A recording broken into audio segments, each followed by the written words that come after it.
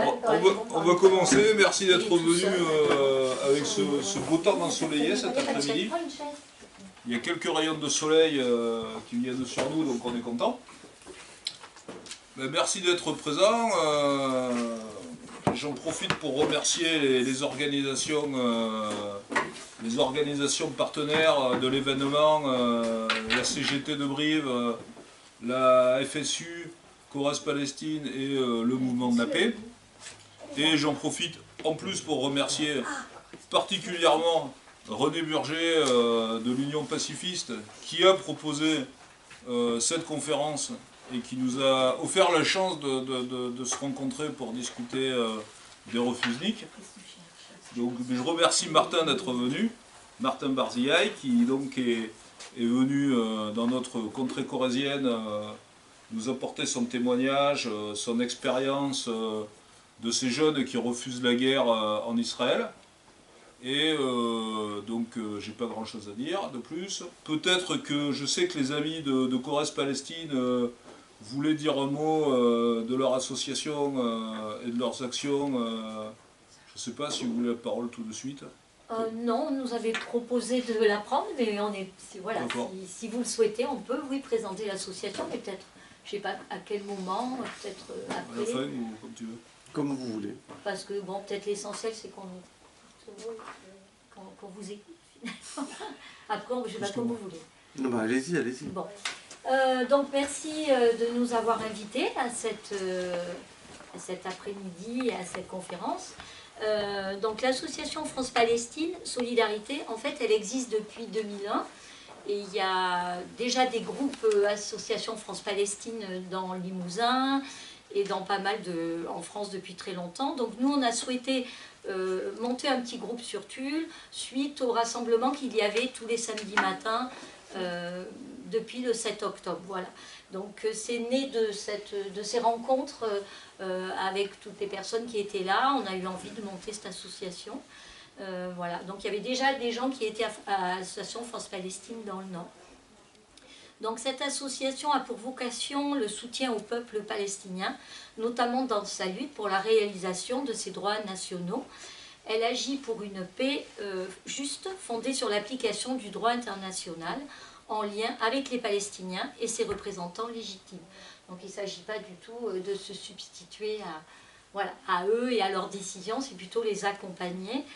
Nos revendications, la fin de l'occupation et le démantèlement de toutes les colonies israéliennes illégales. Donc il y a tout un travail autour effectivement de la décolonisation, puisqu'il nous semble que le problème premier c'est la colonisation.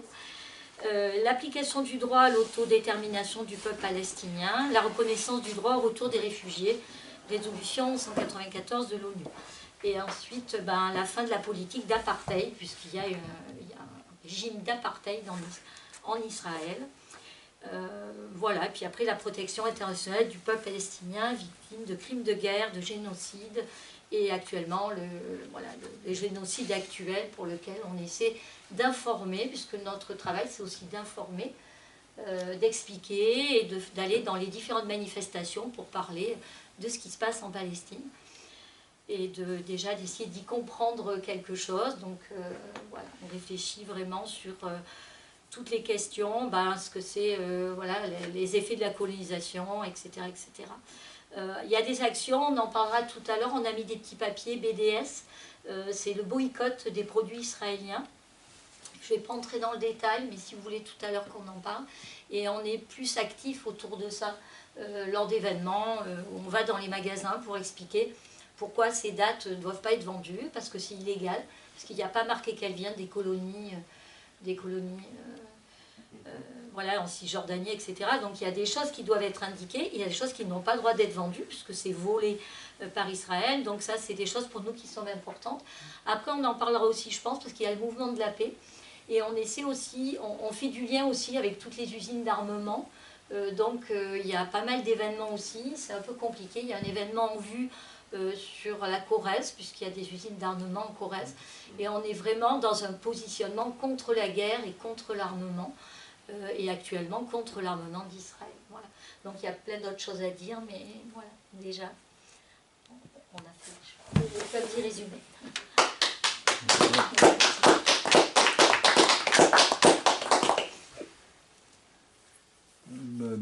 Je pense que peut-être que tu peux commencer, Martin, en nous présentant ton travail et tes voyages en Israël et tes reportages, autour de quoi ça a tourné, autour de ces rencontres. D'accord.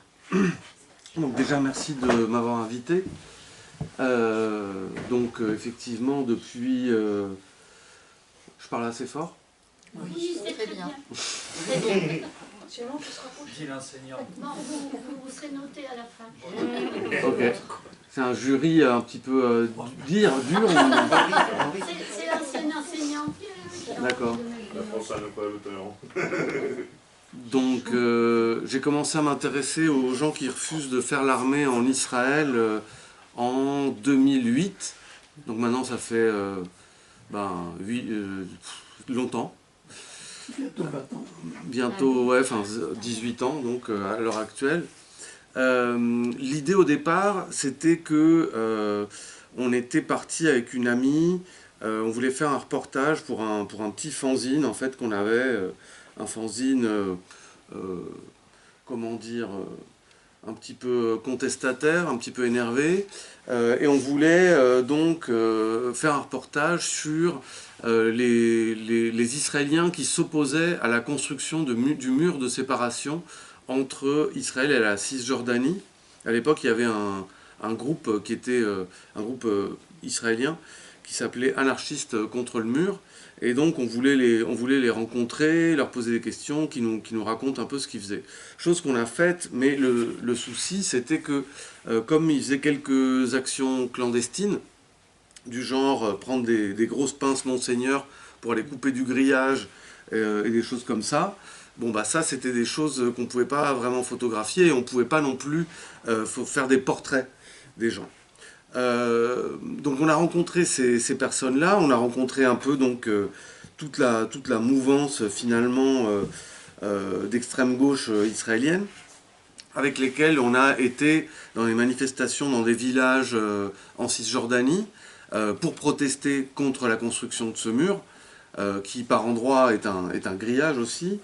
Donc à l'appel des communautés palestiniennes. À l'époque, en fait, les anarchistes contre le mur faisaient des actions de sabotage du mur et essayaient d'aider, entre guillemets, les internationaux comme nous à aller aux manifestations en Cisjordanie pour protester contre la construction du mur. Donc dans ces ambiances-là, dans ces manifestations, j'ai rencontré pas mal d'Israéliens. Je me suis rendu compte que la plupart de ceux avec qui je parlais, en anglais en l'occurrence, avaient refusé de faire l'armée. Et j'ai très vite compris que, en fait, j'ai même rencontré des gens qui allaient refuser de faire l'armée, qui se préparaient à aller en prison plutôt que de faire l'armée. Et j'ai compris que, par contre, les gens qui faisaient ça pour des raisons politiques n'avaient aucun problème à être pris en photo et à être interviewés et à expliquer les raisons pour lesquelles ils ne voulaient pas faire l'armée. Ce qui m'a fait penser que peut-être c'était un sujet finalement beaucoup plus facile à traiter que les anarchistes contre le mur. Et donc c'est ce qu'on a fait avec mon ami, on a interviewé en 2008, j'ai dû interviewer une douzaine de personnes qui avaient refusé de faire l'armée ou qui allaient refuser de faire l'armée pour qu'ils m'expliquent un petit peu les raisons pour lesquelles ils le faisaient. Et donc ça en 2008, c'est pratiquement c'est même à 100%, que des gens qui refusent pour des raisons politiques, c'est-à-dire qui s'opposent à la politique colonialiste déjà à l'époque d'Israël. Donc ce qui se passe, c'est qu'on publie ce papier dans notre fanzine qui s'appelait Barikata, qui en fait était le fanzine que sortaient les gens qui après vont fonder cette maison d'édition, Libertalia, à laquelle... Donc Libertalia qui va publier pas mal de bouquins sur le thème de la Palestine en coédition avec Orient 21, beaucoup plus tard. Donc en 2008, on publie ça dans Barikata, on publie ça, je publie aussi ces courts entretiens sur lemonde.fr, donc sur le site du quotidien. En 2008, je ne sais pas si vous vous souvenez, on lisait encore du papier. Et donc, lemonde.fr, c'était une sorte de fanzine aussi. Hein. Disons que ça n'avait pas l'ampleur que ça a aujourd'hui. Mais ce sujet-là, il a eu un franc succès. C'est resté à la une du Monde pendant 4 ou 5 jours, ce qui est énorme. Et il y a eu énormément de commentaires positifs et négatifs sur donc, les refusniks israéliens. Donc là, bon, les journalistes du monde.fr m'ont dit là, tu as touché un point important, ça intéresse, ton truc, il a vraiment intéressé nos lecteurs. Et donc là, je me suis dit, tiens, c'est intéressant, ça, au-delà de notre spectre, disons, antimilitariste, pour la paix, anticolonial, d'extrême gauche ou anard, il y a d'autres gens qui lisent Le Monde qui peuvent aussi être intéressés par ce sujet. Et donc là, je me suis dit, bon, bah, il y a quelque chose à creuser. Et puis, c'était un moyen pour moi un petit peu original, finalement, de traiter la cause palestinienne par un biais qui n'était pas trop, en France en tout cas, en Europe même. Et c'est un peu un truc machiavélique envers la presse, bourgeoise on pourrait dire, hein, mais pas que, enfin la presse en général, parce que la presse a beaucoup de mal à parler de la Palestine à cette époque-là, parce que en fait, c'est toujours la même vieille histoire, c'est pas très nouveau ce que tu nous racontes, alors que ben voilà, ce sujet-là était une façon un petit peu détournée de parler de choses qui moi aussi m'intéressaient, c'est-à-dire le refus du militaire, le refus de la guerre, voilà. Donc je suis retourné en 2009. Alors la première fois j'avais fait mes photos avec mon appareil numérique un petit peu à la va-vite. Là j'ai fait les photos en argentique, vraiment sérieusement. J'ai refait des portraits. Et puis bon, ben, il y a eu d'autres publications en France, un petit peu à l'étranger. Ça a été projeté aussi dans les festivals de photos, ces portraits-là. Mais bon, ça s'en est resté là. J'ai fait autre chose de ma vie, je suis allé vivre en Argentine pendant 5 ans. Et quand je suis revenu en Europe, enfin à Paris, je me suis dit, tiens, je vais continuer ce travail-là. Donc 2015-2016, je reprends contact, même depuis 2014 en fait, même depuis l'Argentine. Parce qu'en fait, en 2014, il y a une offensive grave sur Gaza, opération Plomb Durci, où c'est la première fois que l'armée israélienne va tuer autant d'enfants. Alors, je sais plus les chiffres, j'ai plus les chiffres en tête, mais je pense que c'est aux alentours de 700 enfants sur 2000 et quelques morts. Donc, il se passe ça. Et Mediapart me dit c'est intéressant ton sujet, mais il faudrait voir qu'est-ce que ces refusniks que tu as interviewés en 2009, qu'est-ce qu'ils disent maintenant de ce qui se passe en ce moment. Donc j'ai repris contact par mail à l'époque, je les ai re-interviewés en 2014 pour certains d'entre eux, et donc il y a quelque chose qui est paru dans Mediapart. Et ensuite en 2015-2016, quand je suis revenu vivre en France, j'ai continué ce travail, c'est-à-dire que j'ai retrouvé ceux que j'avais interviewés en 2008-2009, et j'en ai interviewé d'autres. Des jeunes, des moins jeunes. Là, j'ai un peu élargi mon spectre. J'ai été jusqu'à interviewer en tout une trentaine de personnes en un mois, où j'ai passé là-bas, plus ceux que j'avais déjà interviewés, et ça a donné ce premier tome qui est paru en 2017 chez Libertalia, où en fait, c'est une vision un petit peu, donc c'est des portraits photographiques en argentique, avec des photos aussi de contexte, des photos où on va voir une manif en Cisjordanie, le camp de réfugiés de Chouafat à Jérusalem, enfin bon, voilà, un petit peu des conditions de vie des Palestiniens, et aussi des photos de la vie quotidienne en Israël, et surtout, en fait, finalement, ce qui est le plus important, paradoxalement pour un photographe, parce que c'est quand même mon boulot à la base, c'est des entretiens avec chacun d'entre eux sur plusieurs années. C'est-à-dire que depuis 2008 jusqu'en 2017. Avec des points de vue très différents, puisque j'ai interviewé aussi bien des gens qui refusent pour des raisons politiques, qui le revendiquent, et qui donc, à travers ça, vont se retrouver en prison pour des mois. Parfois, le plus long, c'est 2 ans. Et puis d'autres gens qui refusent pour des raisons personnel, parce que ces artistes, ils n'ont pas envie. Voilà, un truc un petit peu banal comme ça. Ou pour des raisons économiques aussi. Parce que, en fait, selon où on est dans l'échelle hiérarchique dans l'armée, on va se retrouver avec un salaire, on peut se retrouver avec un salaire très bas. Et si on a quelqu'un à charge, si on a sa vieille tante qui est malade, qu'il faut lui payer ses médicaments, etc., on peut se retrouver en fait avec ce salaire de soldat qui ne suffit pas. Et donc on va préférer se faire réformer pour pouvoir avoir un salaire un petit peu plus élevé et pouvoir subvenir aux besoins des gens de sa famille.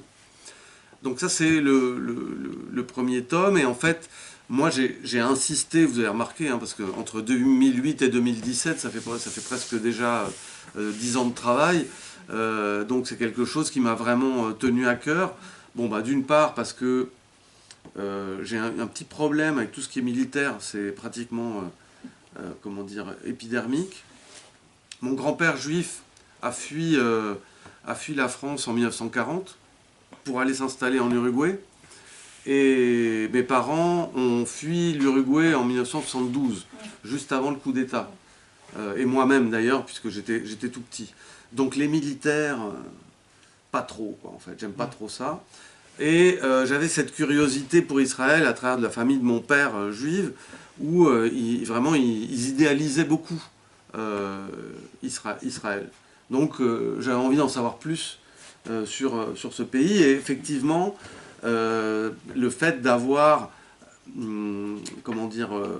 posé ces questions à ces personnes avec qui j'appréciais passer du temps, puisqu'on avait ça en commun de ne pas aimer l'armée, c'était intéressant pour moi parce que j'ai réussi à beaucoup mieux comprendre la société israélienne que tout au début de mon travail, ou même si j'avais lu par exemple, lecture que je vous conseille par ailleurs, Warshawski, sur un livre qui s'appelle Sur la frontière, qui explique bien le point de vue anticolonial, antisioniste en l'occurrence un trotskiste, lui je crois qu'il se définit comme ça, ou en tout cas je crois que il est bien à gauche.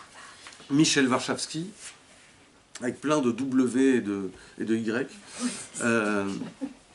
Donc j'avais lu ça, j'avais des amis israéliens, j'avais été très jeune là-bas en 1993, j'avais été une première fois là-bas, mais le fait de vraiment avoir des entretiens longs, parfois 2 heures, parfois 3 heures, avec des gens qui ont grandi en Israël, ou même des gens qui ont fait l'armée et qui ensuite ont refusé de faire leur réserve, donc qui connaissent très bien la société israélienne, ça m'a permis en fait d'avoir une idée un peu plus précise. Et voilà, donc c'est ça qui m'a intéressé. Puis, donc il y a la deuxième étape. Donc là, en 2017, on fait ce livre avec les éditions Libertalia.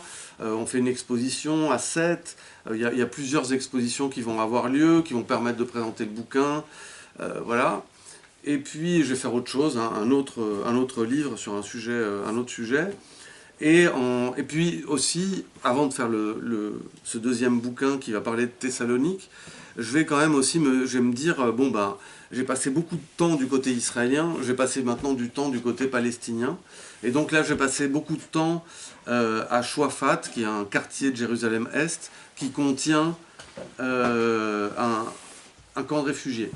Qu'est-ce que c'est qu'un camp de réfugiés palestiniens? Un camp de réfugiés palestiniens, c'est des gens issus de villages qui étaient là où est Israël aujourd'hui, qui vont, suite à des massacres qui vont avoir lieu dans des villages comme Dir Yassin, avoir peur et se réfugier d'abord souvent dans la vieille ville de Jérusalem, qui est encore à cette époque-là où il y a beaucoup de Palestiniens, puis on va les expulser de Jérusalem, de la vieille ville de Jérusalem, et on va les mettre dans des camps de réfugiés. Alors ça peut être là en l'occurrence c'est dans un quartier un petit peu extérieur à Jérusalem, comme on dirait, je sais pas moi, Bagnolet à Paris, voilà.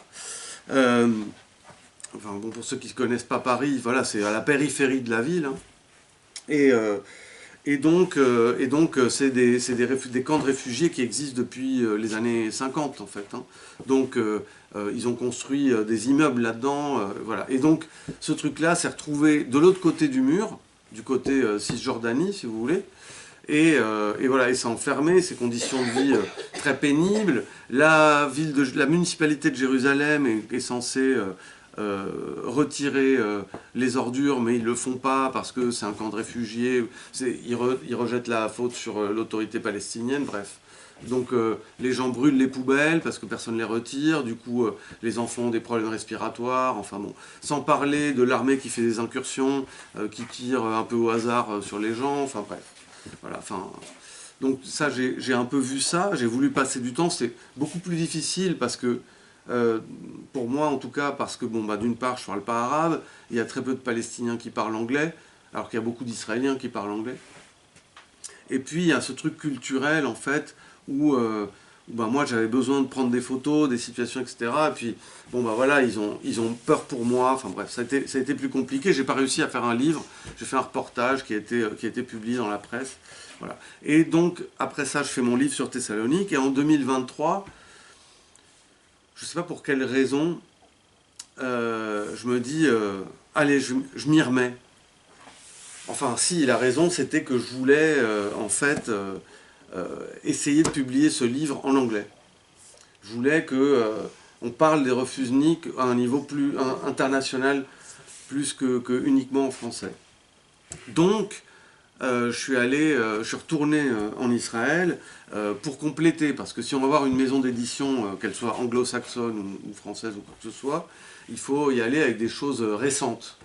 Donc j'avais déjà ça, et puis j'y retourne pour avoir des nouvelles interviews de refusniks en mai 2023, donc avant le 7 octobre.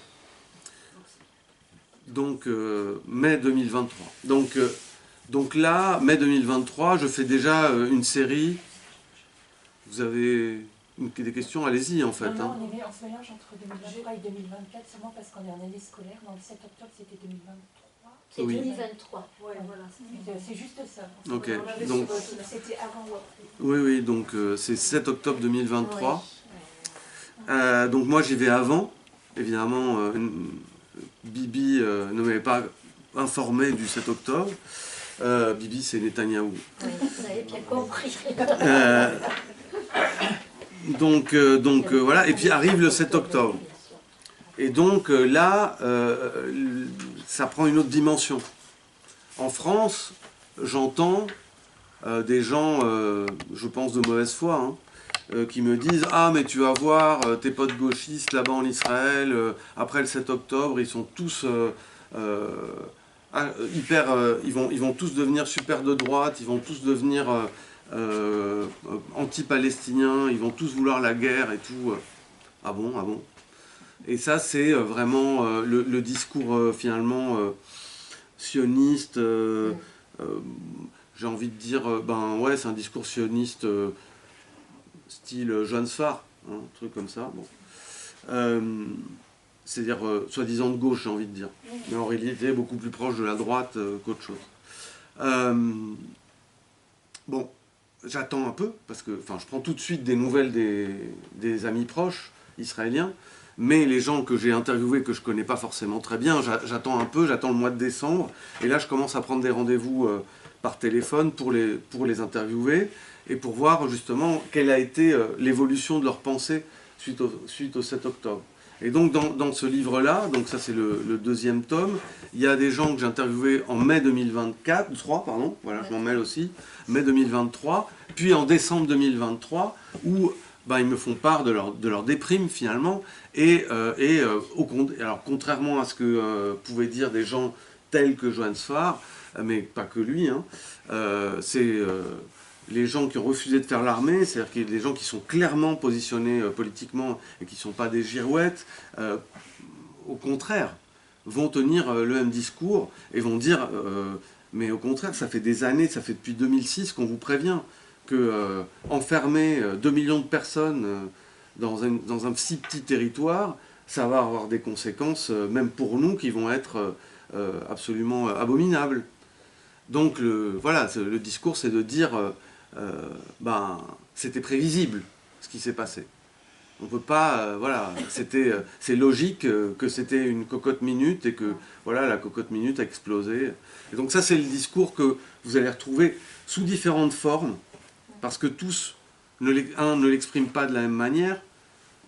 Certains d'entre eux ont vu des gens proches mourir le 7 octobre, donc ils vont pas le dire de la même façon. Ils vont aussi, certains d'entre eux, exprimer une certaine colère envers certains mouvements européens, chose que j'ai oublié de dire hier, en disant, bon, par exemple, Avishai, qui lui est un militant qui passe énormément de temps encore aujourd'hui en Cisjordanie à faire de la présence protectrice aux côtés des Palestiniens en Cisjordanie, il va me dire, je ne comprends pas les partis politiques ou les mouvements politiques européens ou occidentaux qui ont fêté le 7 octobre si en même temps ils défendent les droits humains. C'est contradictoire. Pour lui, c'est contradictoire. Bon, alors mon éditeur, moi j'avais traduit fêter, et mon éditeur m'a dit, mais il n'y a personne qui a fêté le 7 octobre. J'ai dit, il y a quand même des intellos qui ont dit que c'était super. Bon bref, peu importe. Mais disons que voilà, il y a eu une rupture entre l'extrême gauche israélienne et certains groupes d'extrême gauche européens ou occidentaux qui ont fait waouh, super le 7 octobre. Parce que même si eux militent au quotidien de façon contre leur propre État, hein, en fait, finalement, peuvent pas accepter que le 7 octobre ce soit quelque chose de positif. Je ne sais pas si c'est très clair ce que je raconte. Non, parce évident à comprendre. ouais, en fait, c'est dans les termes, c'est-à-dire que dans l'idée, c'est que l'Europe, il y aurait des gens de gauche qui diraient que c'est bien ce qui s'est passé le 7 octobre. C'est dans ce sens-là que vous parlez de fêter. Oui. Oui. Je suis en train de chercher moi un exemple. Alors,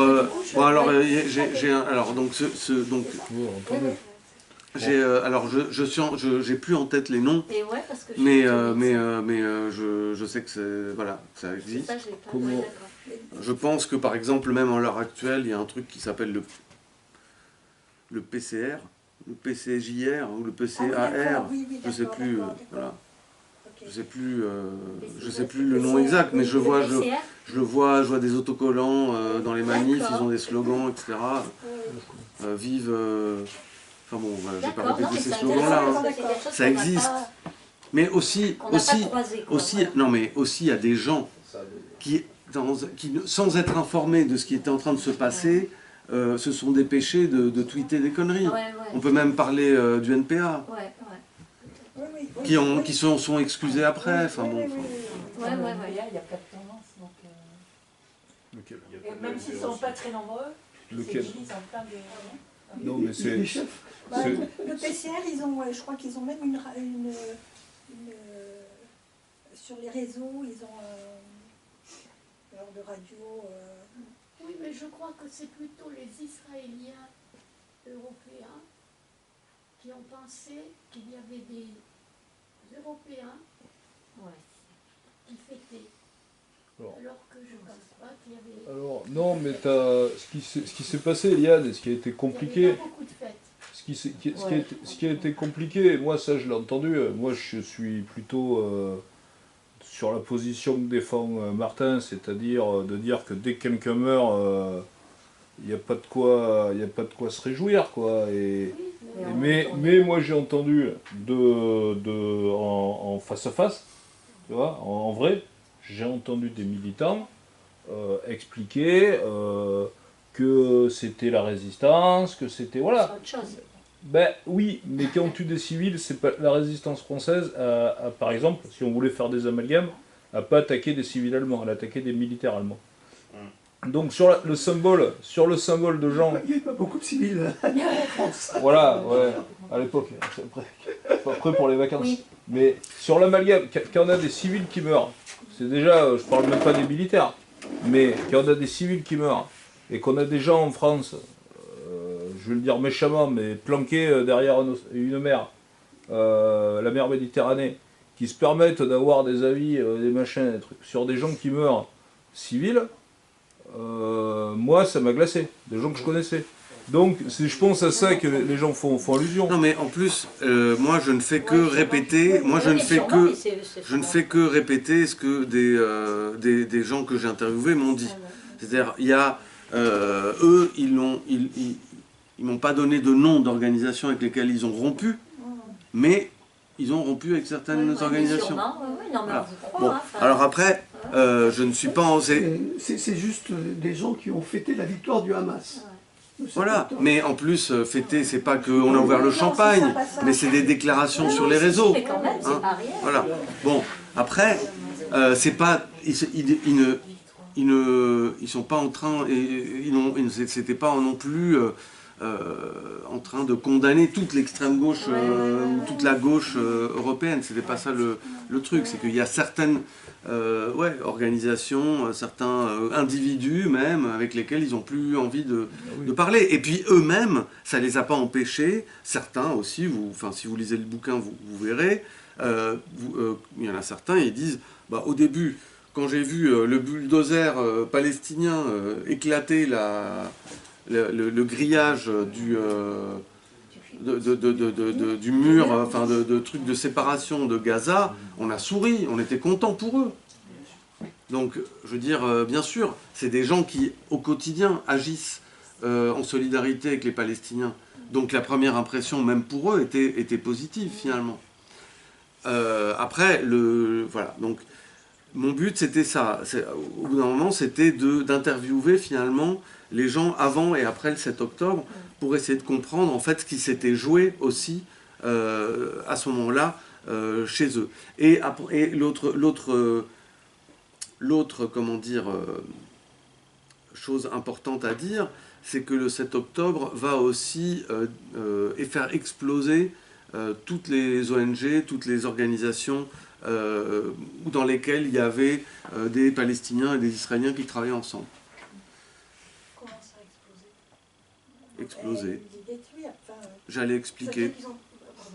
Donc pourquoi? Parce que, par exemple, dans Combatants for Peace, qui est une organisation qui regroupe des Israéliens qui ont combattu et qui ont commis des atrocités, et aussi des Palestiniens du Fatah principalement, donc des gens de gauche des deux côtés, des gens du Fatah qui regrettent, par exemple, il y en a un en particulier avec lequel j'ai un petit peu échangé, qui a fait 15 ans de prison parce qu'il a tué à coups de couteau des gens au hasard dans la rue, et que lui, il avait 15 ans, quelque chose comme ça. Bon, donc c'est des gens qui se regroupent, Palestiniens et Israéliens, pour faire des groupes de discussion qui sont à la fois donc de la thérapie de groupe finalement, et qui en même temps sont un groupe politique qui s'oppose à l'occupation, qui font des actions contre de cueillette des olives, par exemple, pour ceux qui sont à la FPS, peut-être vous avez entendu parler, en Cisjordanie. Donc voilà, ils font ça. Et en fait, ce qui s'est passé avec l'attaque du 7 octobre, c'est que, à la fois, les Palestiniens demandaient aux Israéliens de s'excuser pour ce qui était en train de se passer juste après le 7 octobre. C'est-à-dire qu'ils ont attaqué Gaza à partir du 8 octobre, ils étaient sur le terrain en train de massacrer les populations civiles.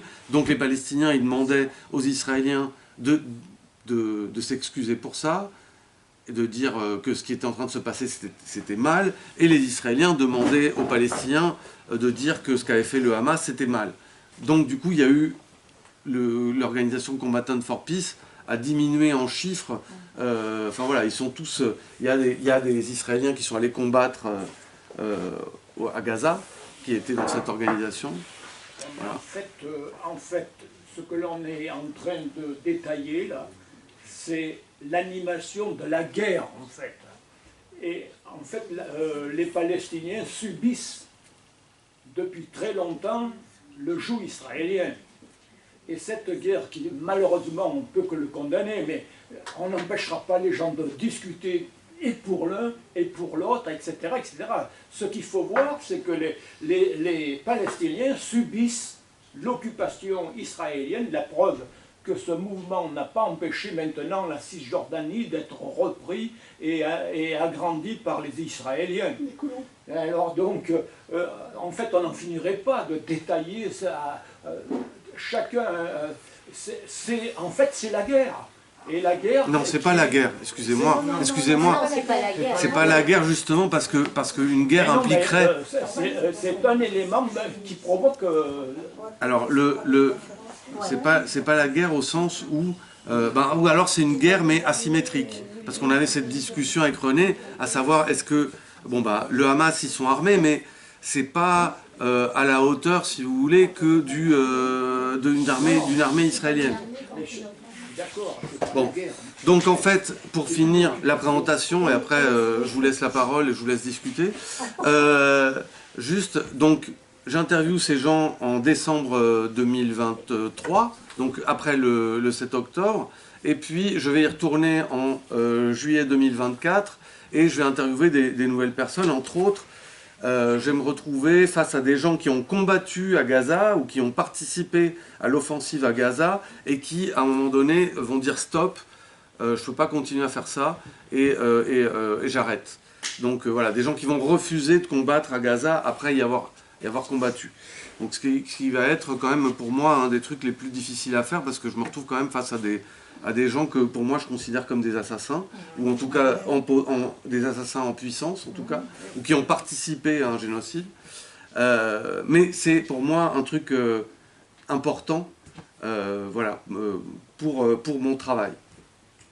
Donc, et puis je vais aussi suivre des personnes. Dans le deuxième tome, il y a un petit tuilage de 3 individus. Ah, c'est gentil, merci beaucoup.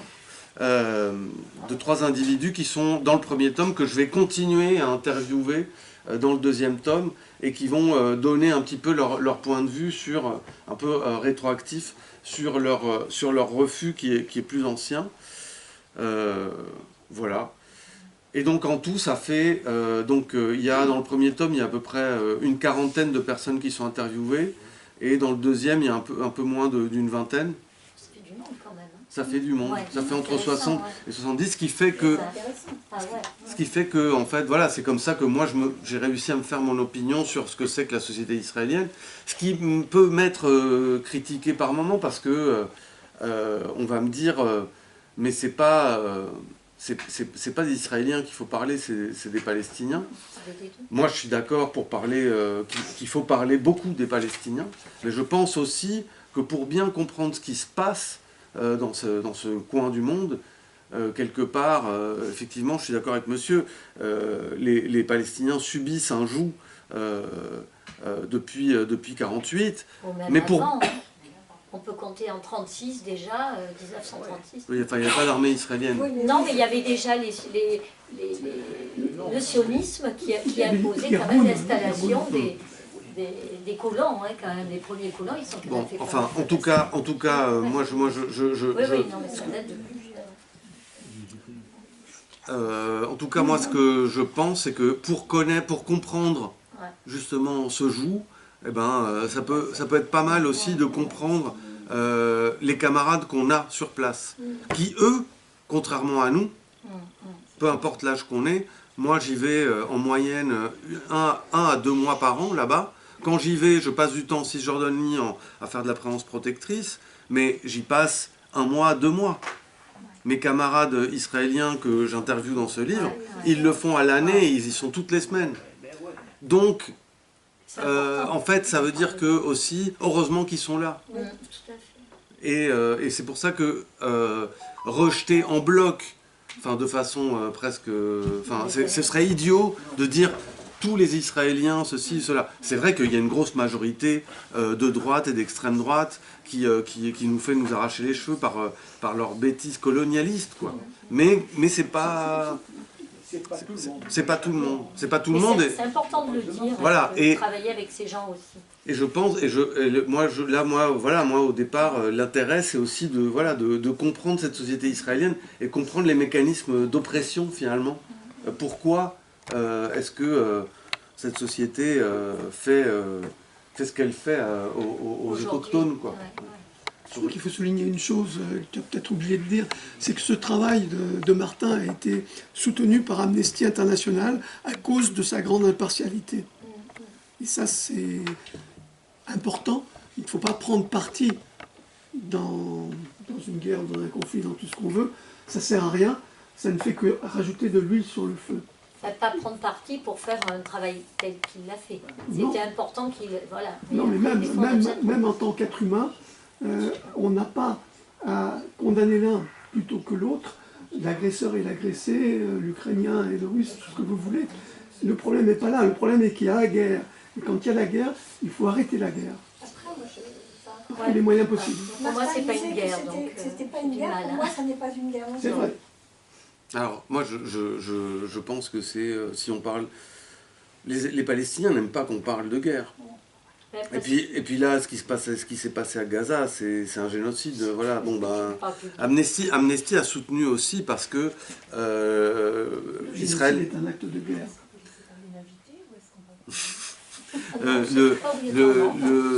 Amnesty a soutenu aussi parce que Israël ne respecte pas le statut d'objecteur de conscience, qui est un statut des droits humains, qui devrait être respecté par une démocratie, comme clame l'être Israël. Enfin, soi-disant une démocratie. Oui. Tout simplement, c'est l'article 3 de la Déclaration universelle des droits de l'homme qui insiste sur le droit à la vie. Le droit à la vie, et donc son corollaire, c'est le droit de refuser de tuer. Et donc, c'est l'objection de conscience. Moi, j'ai une question qui est peut-être idiote, mais on parle de refusnik. Alors, quelle est l'origine de cette appellation ?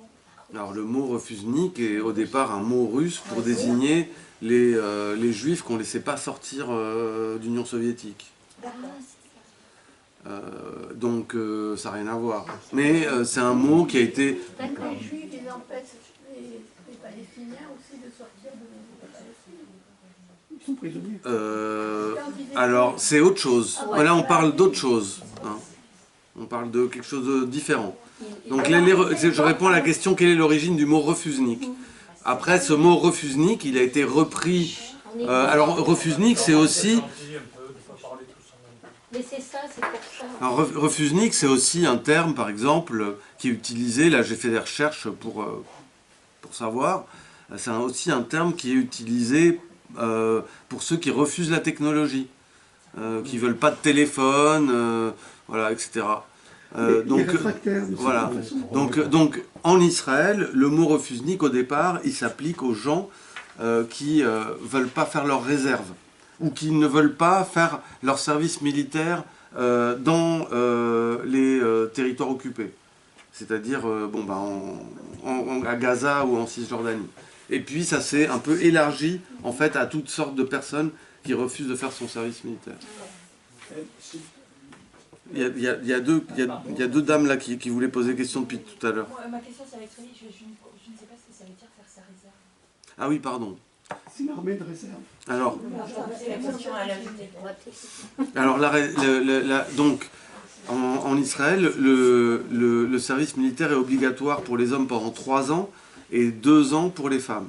Ensuite, c'est facile de refuser de faire sa réserve quand on est une femme, mais c'est plus difficile quand on est un homme.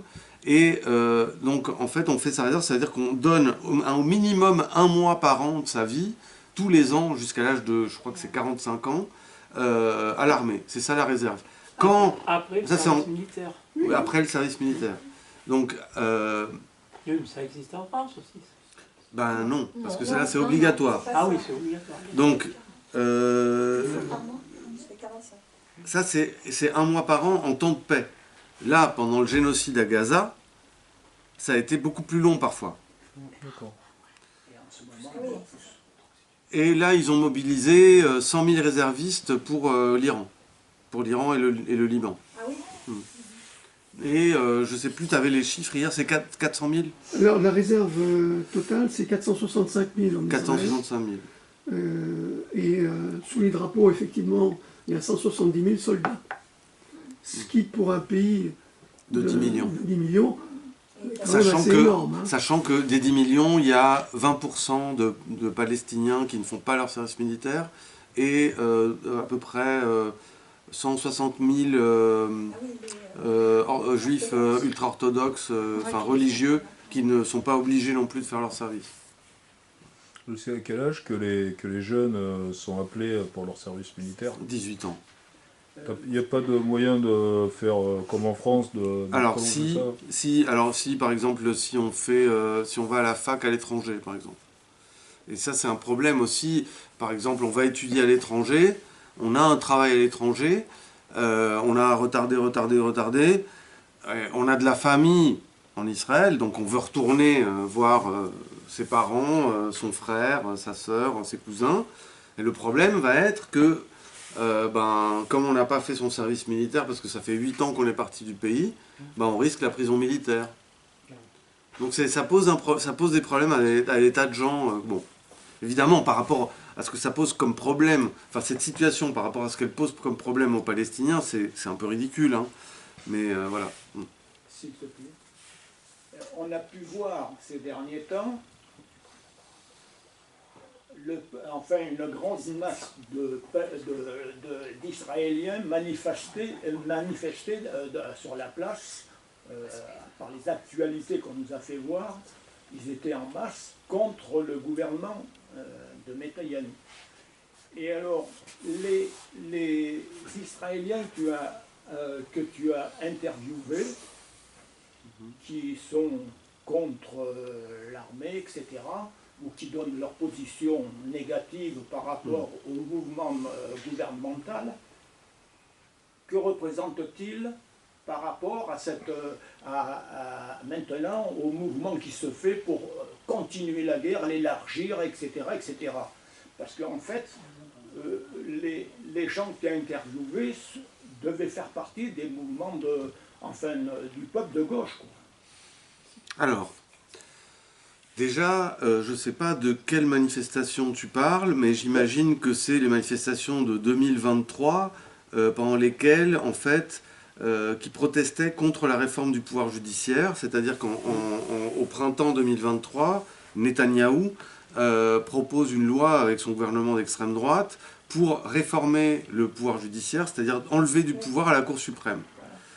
Ce n'est pas que la gauche qui va se mobiliser contre ce projet de loi, c'est aussi le centre. Donc c'est le centre et la gauche, mais la gauche qui en Israël est vraiment très très petite maintenant. Donc ils protestent avec toujours énormément de drapeaux israéliens. Et puis il y a une petite minorité qui va protester avec des drapeaux rouges et des drapeaux palestiniens, qui va au début se faire insulter par les autres, et au fur et à mesure va réussir à se faire accepter, va rester minoritaire, mais qui va grossir de plus en plus. Moi, quand je vais y passer le mois de mai, je constate que pendant le mois de mai 2023, donc avant octobre 2023, effectivement, cette partie de la manifestation est toujours minoritaire, mais est de plus en plus importante. Donc c'est des gens qui disent pas de démocratie s'il y a l'occupation. L'occupation et la démocratie, c'est pas compatible. C'est ce qu'ils appellent le bloc radical, qui est là à faire du boucan avec des drapeaux palestiniens, bon, ce qui est quand même assez surprenant dans une ville comme Tel Aviv, ou dans lequel il y a des membres du Parti communiste israélien. Et ce qu'il faut bien comprendre, c'est que le 7 octobre, évidemment, va mettre un coup d'arrêt à ces manifestations. Ensuite, il va y avoir un deuxième mouvement, pas très longtemps après le 7 octobre, qui va être pour la libération des otages, qui sont quand même, voilà, il y a quand même des bébés qui étaient pris en otage par le Hamas. Enfin, je veux dire, c'est quand même un truc un petit peu compliqué, hein. Oui, vous ne saviez pas ? Vous me regardez avec des grands yeux, donc je... Parce que par d'autres sources... Ah bah si, ah bah quand même. Il y a une famille qui était otage Si, on le sait. à Gaza. Enfin voilà, ça enlève rien au fait que l'armée israélienne est une armée génocidaire. Hein. C'est deux choses différentes. Hein. Bon, mais il y avait un otage bébé. Hein. C'est pas un mensonge. Ou un ou deux, je sais plus, ou trois même. Bon. Et pardon. L'intox disait à un moment donné qu'il y en avait 40 bébés. Non, il y a eu, et l'intox disait qu'il y avait 40 bébés tués. Oui. Mais ça, c'est autre chose encore. Oui, enfin bon, c'est ce qu'on entend. Donc, Dans une guerre. donc les manifestations pour la libération des otages, qui étaient vraiment ancrées par les familles en fait des otages, vont recevoir un soutien d'une certaine gauche, parmi laquelle une partie des gens qui étaient dans le bloc radical. Ces manifestations, au départ, sont assez petites finalement. Il y a les manifestations contre le génocide sont réprimées fortement. Voilà, impossible évidemment d'imaginer une quelconque manifestation en Cisjordanie, parce que alors là, c'est carrément, c'est le massacre, voilà. Mais en Israël, il y en a un petit peu, mais c'est pas facile, voilà. Et puis petit à petit, voilà, ces manifestations pour la libération des otages, ça va être l'opportunité pour avoir quelques pancartes contre le génocide. Mais c'est compliqué quand même. Et depuis ce qui s'est passé à la fin du génocide, avant le soi-disant cessez-le-feu, parce qu'en fait, finalement, ça continue. Hein, et puis le nombre de morts en Cisjordanie n'a fait qu'augmenter. Là, ils ont encore tué 3 personnes dimanche dernier. Il y a eu plus de 1000 morts en Cisjordanie, bon, sans parler des 80 000 à Gaza. Il y en a tous les jours. Hein. On reçoit tous les jours la liste des morts. Et il y en a tous les jours. Tous les jours. Un jour c'est 51, un jour c'est 80, un jour. À Gaza. Mais pas qu'à Gaza, en Cisjordanie Oui, aussi. oui. Qui a des en lien avec eux. C'est tous les jours. Ce qui est déjà bien quand on a l'identité des morts. Parce que les gens peuvent faire le deuil. Ouais. Parce que très souvent, c'est des fausses communes, si on peut dire. Donc, j'avais une question. Moi, j'avais vu pendant les manifestations des gens qui manifestaient, en fait, pas contre le génocide finalement, mais contre la continuité des attaques sur la Palestine, parce que ça ne permettait pas de récupérer les otages. C'est ce que ça que je disais en fait. Ouais. C'est-à-dire qu'il y avait. C'était vraiment pour les otages, mais malgré tout, ils disaient on arrête d'attaquer la Palestine. De toute façon, il y a une majorité d'Israéliens, même protestataires contre ce gouvernement ou contre la politique de Netanyahou en général, que ce soit contre Gaza ou etc., qui est très nationaliste et qui considère les gens en face comme des animaux. Ouais, hein. Enfin, ils ne veulent même pas entendre parler du fait que c'est des êtres humains. Voilà. C'est quelque chose ils refusent. Ils refusent de le voir comme ça, quoi. D'autant plus, et le 7 octobre, quelque part, leur donne une excuse pour voilà, une certaine légitimité, surtout effectivement après l'intox ils ont mis des bébés dans des micro-ondes, etc. Quel est le pourcentage des réfugiés? Alors, en fait, c'est une question qui est un peu difficile de répondre, parce que il y a une partie des gens qui refusent, qui le font de façon undercover, j'ai envie de dire, c'est-à-dire on peut ne pas avoir envie de faire l'armée et donc passer par la case psychologue, et donc c'est ce qu'on appelle un refus gris. Donc ça, c'est difficilement chiffrable. Enfin, en tout cas, l'armée ne donne pas le nombre de réformés pour raison psychologique. Sinon, les gens qui vraiment vont refuser, et ça va être officiel, et ils vont aller en prison militaire, et ils vont dire « je suis contre ces quelques-uns par an ». Alors, ça paraît ridicule, mais faut comprendre, faut imaginer.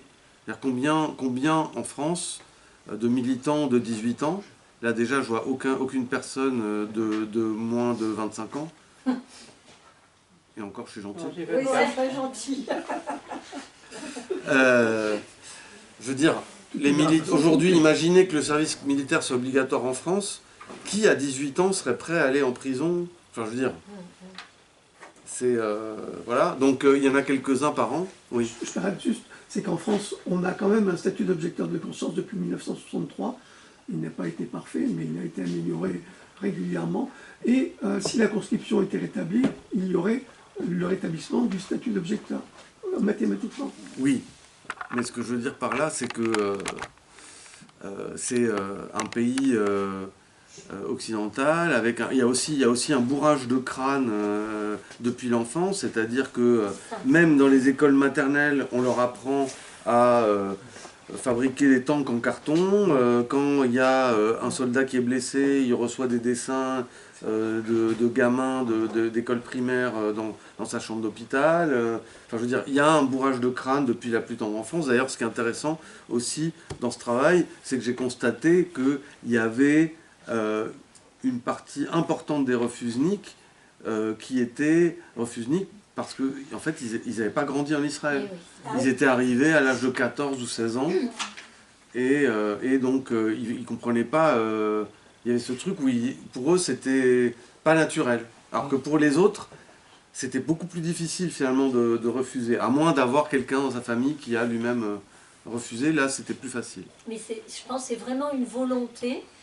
Moi j'ai lu il y a déjà ça un moment, c'est les petits qui disaient que quand il n'y a pas un travail en Israël, il n'y a pas une volonté de travailler pour passer à autre chose par rapport à ce qui s'est passé, par rapport au génocide des Juifs. En fait, ils disaient que eux, ils voyaient que tous les jours, il pouvait y avoir, enfin, chaque semaine, on leur rappelait ce qui s'était passé. Il ne faut pas qu'ils oublient.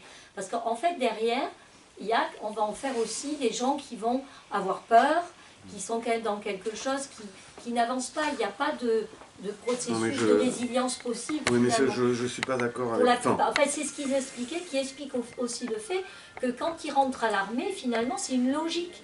On est là, on va à l'armée pour se défendre, parce qu'on sera toujours en danger, et du coup, il y a quand même un sacré bourrage de crâne depuis qu'ils sont petits, pour défendre Israël. Il y a quand même quelque chose de très nationaliste et très fort, c'est un État.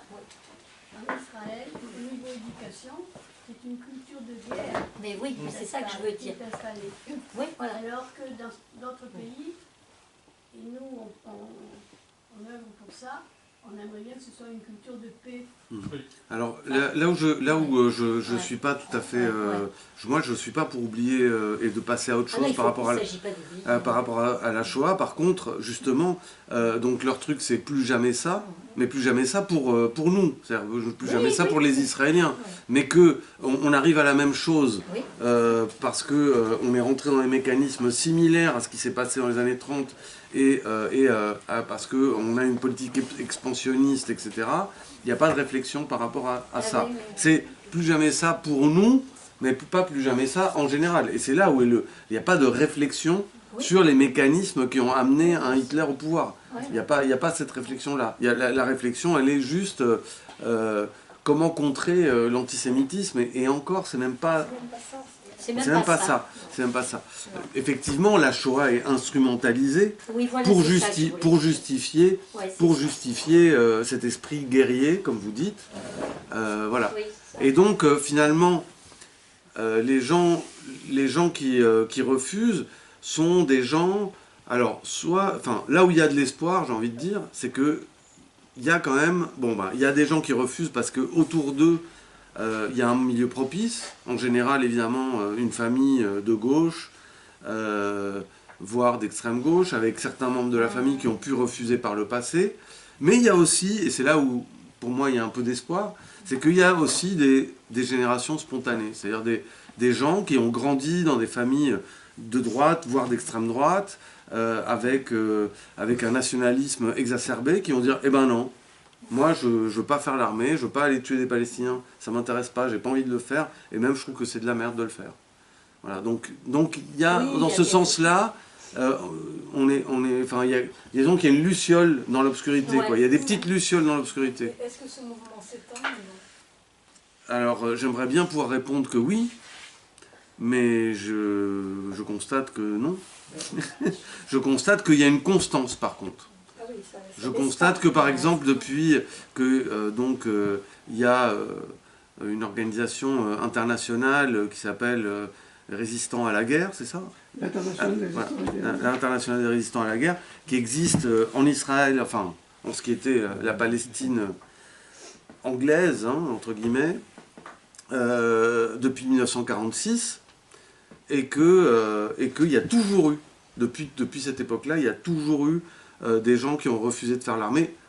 Enfin, évidemment qu'il y a toujours des gens qui refusent de faire l'armée, ne serait-ce que parce qu'ils n'ont pas envie de la faire, mais pour des raisons politiques, depuis 1946 à 2026, il y a toujours eu des gens qui ont refusé de faire l'armée en Israël, et en général, c'est des gens qui sont de gauche, quoi, qui sont socialistes, communistes, anarchistes, libertaires.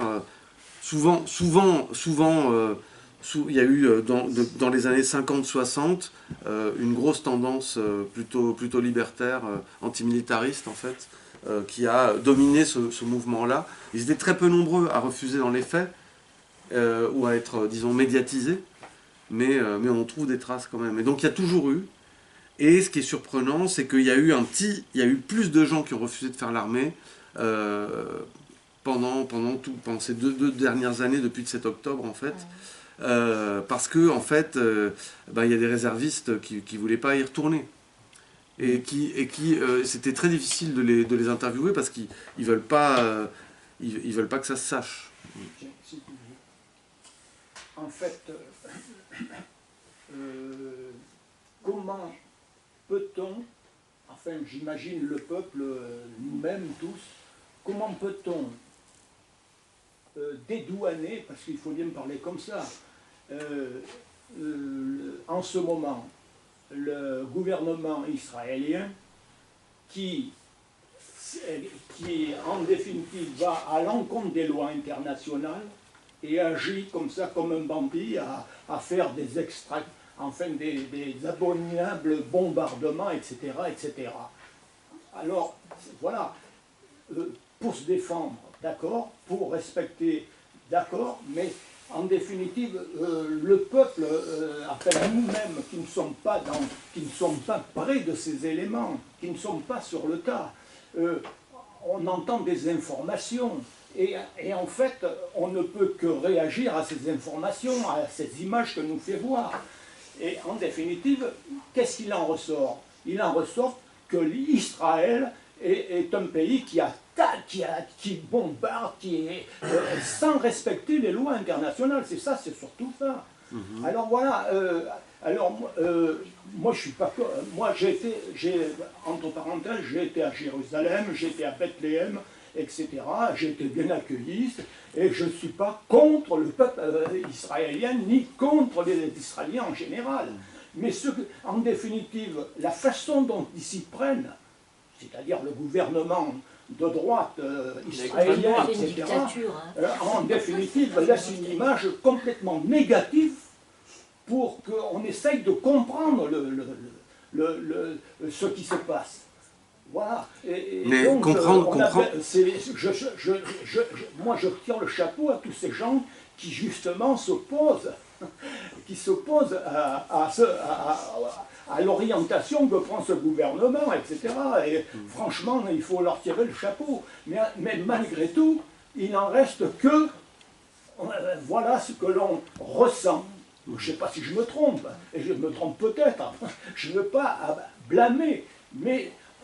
on est obligé de voir qu'en définitive, comment faire pour essayer de sortir une image positive du peuple israélien, en fait. Actuellement. J'avais une question. Alors, je voudrais rebondir aussi sur le... je pense pas, enfin j'espère pas qu'on a une image négative du peuple israélien. J'espère bien qu'on fait la différence entre les gouvernements et le peuple. Donc, j'espère bien que personne n'a une image négative. Enfin, je vois pas la... C'est comme on ne doit pas prendre parti. Moi, je suis pas d'accord. Il y a un agresseur et un agressé. Ne pas prendre parti. Alors, évidemment, il y a des morts des deux côtés et on le déplore. De là à dire, de mettre l'agresseur et l'agressé sur le même plan, là, c'est pas possible. Ils sont à la fois agresseurs. Non, mais je parle d'un conflit en général, là. Je parle pas d'Israël. Et il y a aussi, là, ce serait sympa qu'on s'écoute et tout. Moi, je connais pas, je vois qu'il y a des grands spécialistes. Moi, c'est pas du tout un sujet que je maîtrise, je viens aussi pour apprendre. Hein. Je suis pas... bon, je pense qu'il faut aussi qu'on s'écoute les uns les autres et qu'on ait un peu de pas vouloir asséner ce que l'on sait, en plus, ou contredire, voilà.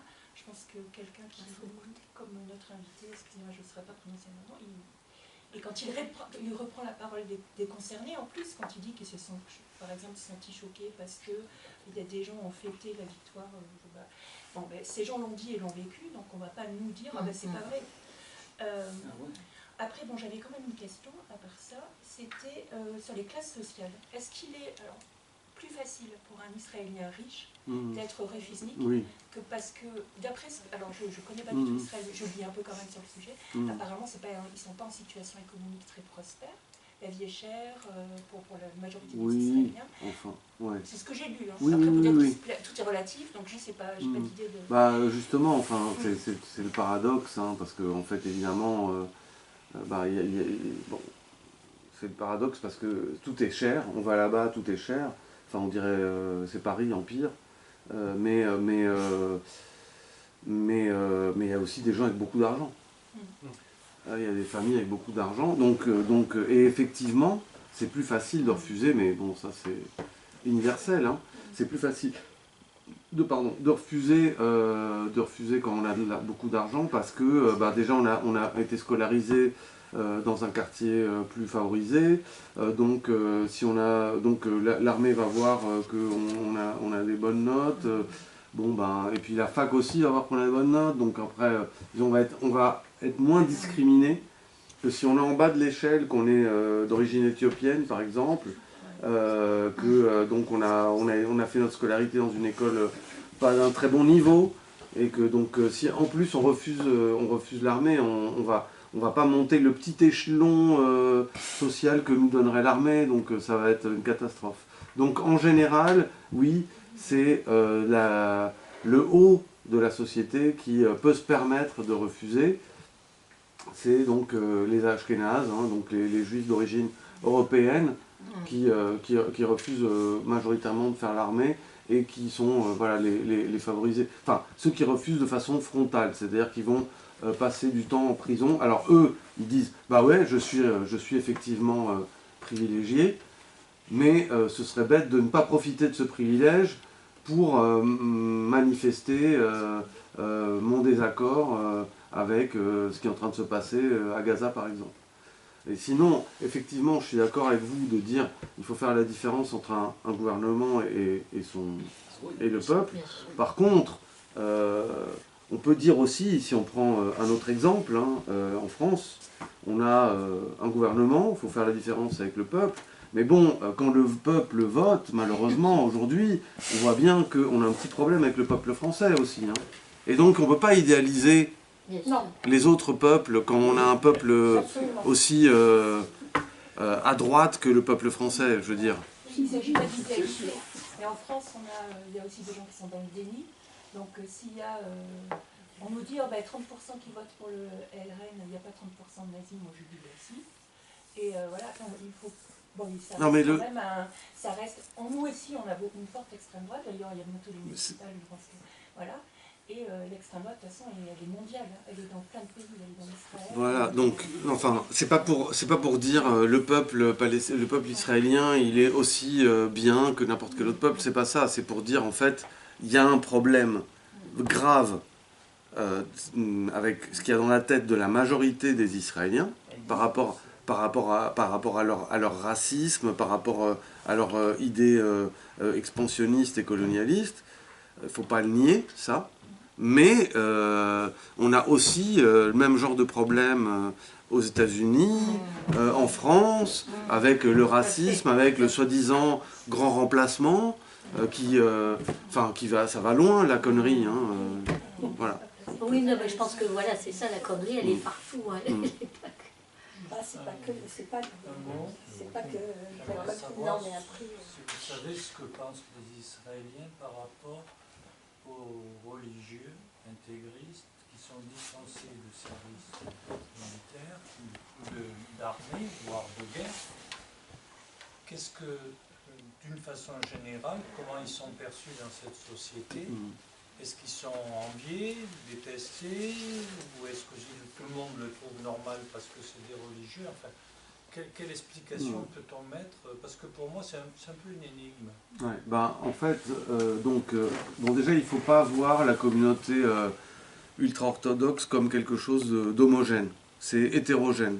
Au sein de la communauté religieuse, il y a aussi bien des gens qui sont des colons que des gens qui ne reconnaissent pas l'État d'Israël.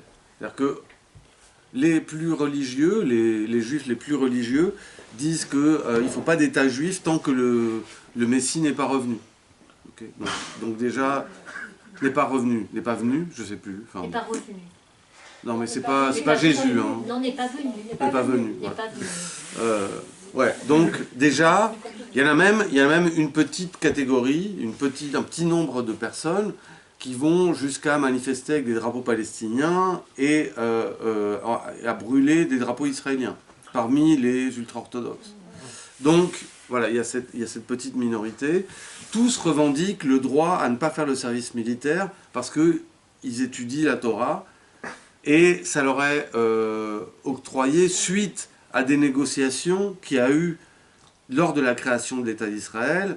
Il y a eu des négociations parce que comme eux sont anti-sionistes, ils sont contre l'existence d'Israël à des niveaux plus ou moins élevés. Donc il y a une partie d'entre eux qui a négocié, ok, bah vous faites votre État et nous on ferme notre gueule.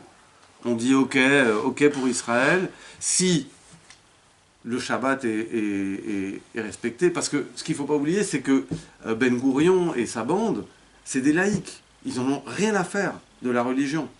Et donc, comme ils n'en ont rien à faire de la religion, quand ils créent Israël, ils ont besoin des religieux. Parce que s'ils n'ont pas de religieux, pourquoi? Enfin, c'est un État juif, mais un État juif laïque, qu'est-ce que ça n'a pas de sens? Donc ils ont besoin de ces gens-là pour faire folklore, si vous voulez. Et ils ont besoin de ces gens-là pour créer une culture juive, finalement. Enfin, une culture juive propre à Israël. Donc, ils leur donnent la médecine légale, c'est-à-dire que le mariage, qu'est-ce qu'ils leur donnent encore? Oui, le mariage est géré par les religieux, c'est-à-dire qu'on ne peut pas divorcer en Israël. Ouais. Il faut passer par un tribunal religieux. Il faut passer par un tribunal religieux pour pouvoir divorcer. Donc, ouais. Donc c'est compliqué, hein, c'est chiant. Hein. J'ai une copine qui a divorcé, elle se fait houspiller par une dizaine de religieux qui vont la traiter de prostituée, enfin bon, c'est horrible. Voilà. Donc, en fait, les religieux ont échangé leur conviction du fameux Messie qui doit venir avant la création d'Israël. Ils ont négocié des trucs. À l'époque, ils n'étaient pas très nombreux. Voilà, le Shabbat est respecté, tout est fermé, hein, le samedi, il n'y a pas de train, il n'y a pas de métro, c'est une galère. Ils n'allument pas, mais ça les regarde. Après, il ne faut pas passer en voiture dans leur quartier le jour de Shabbat, ça, parce qu'on se prend des pierres, mais ça c'est...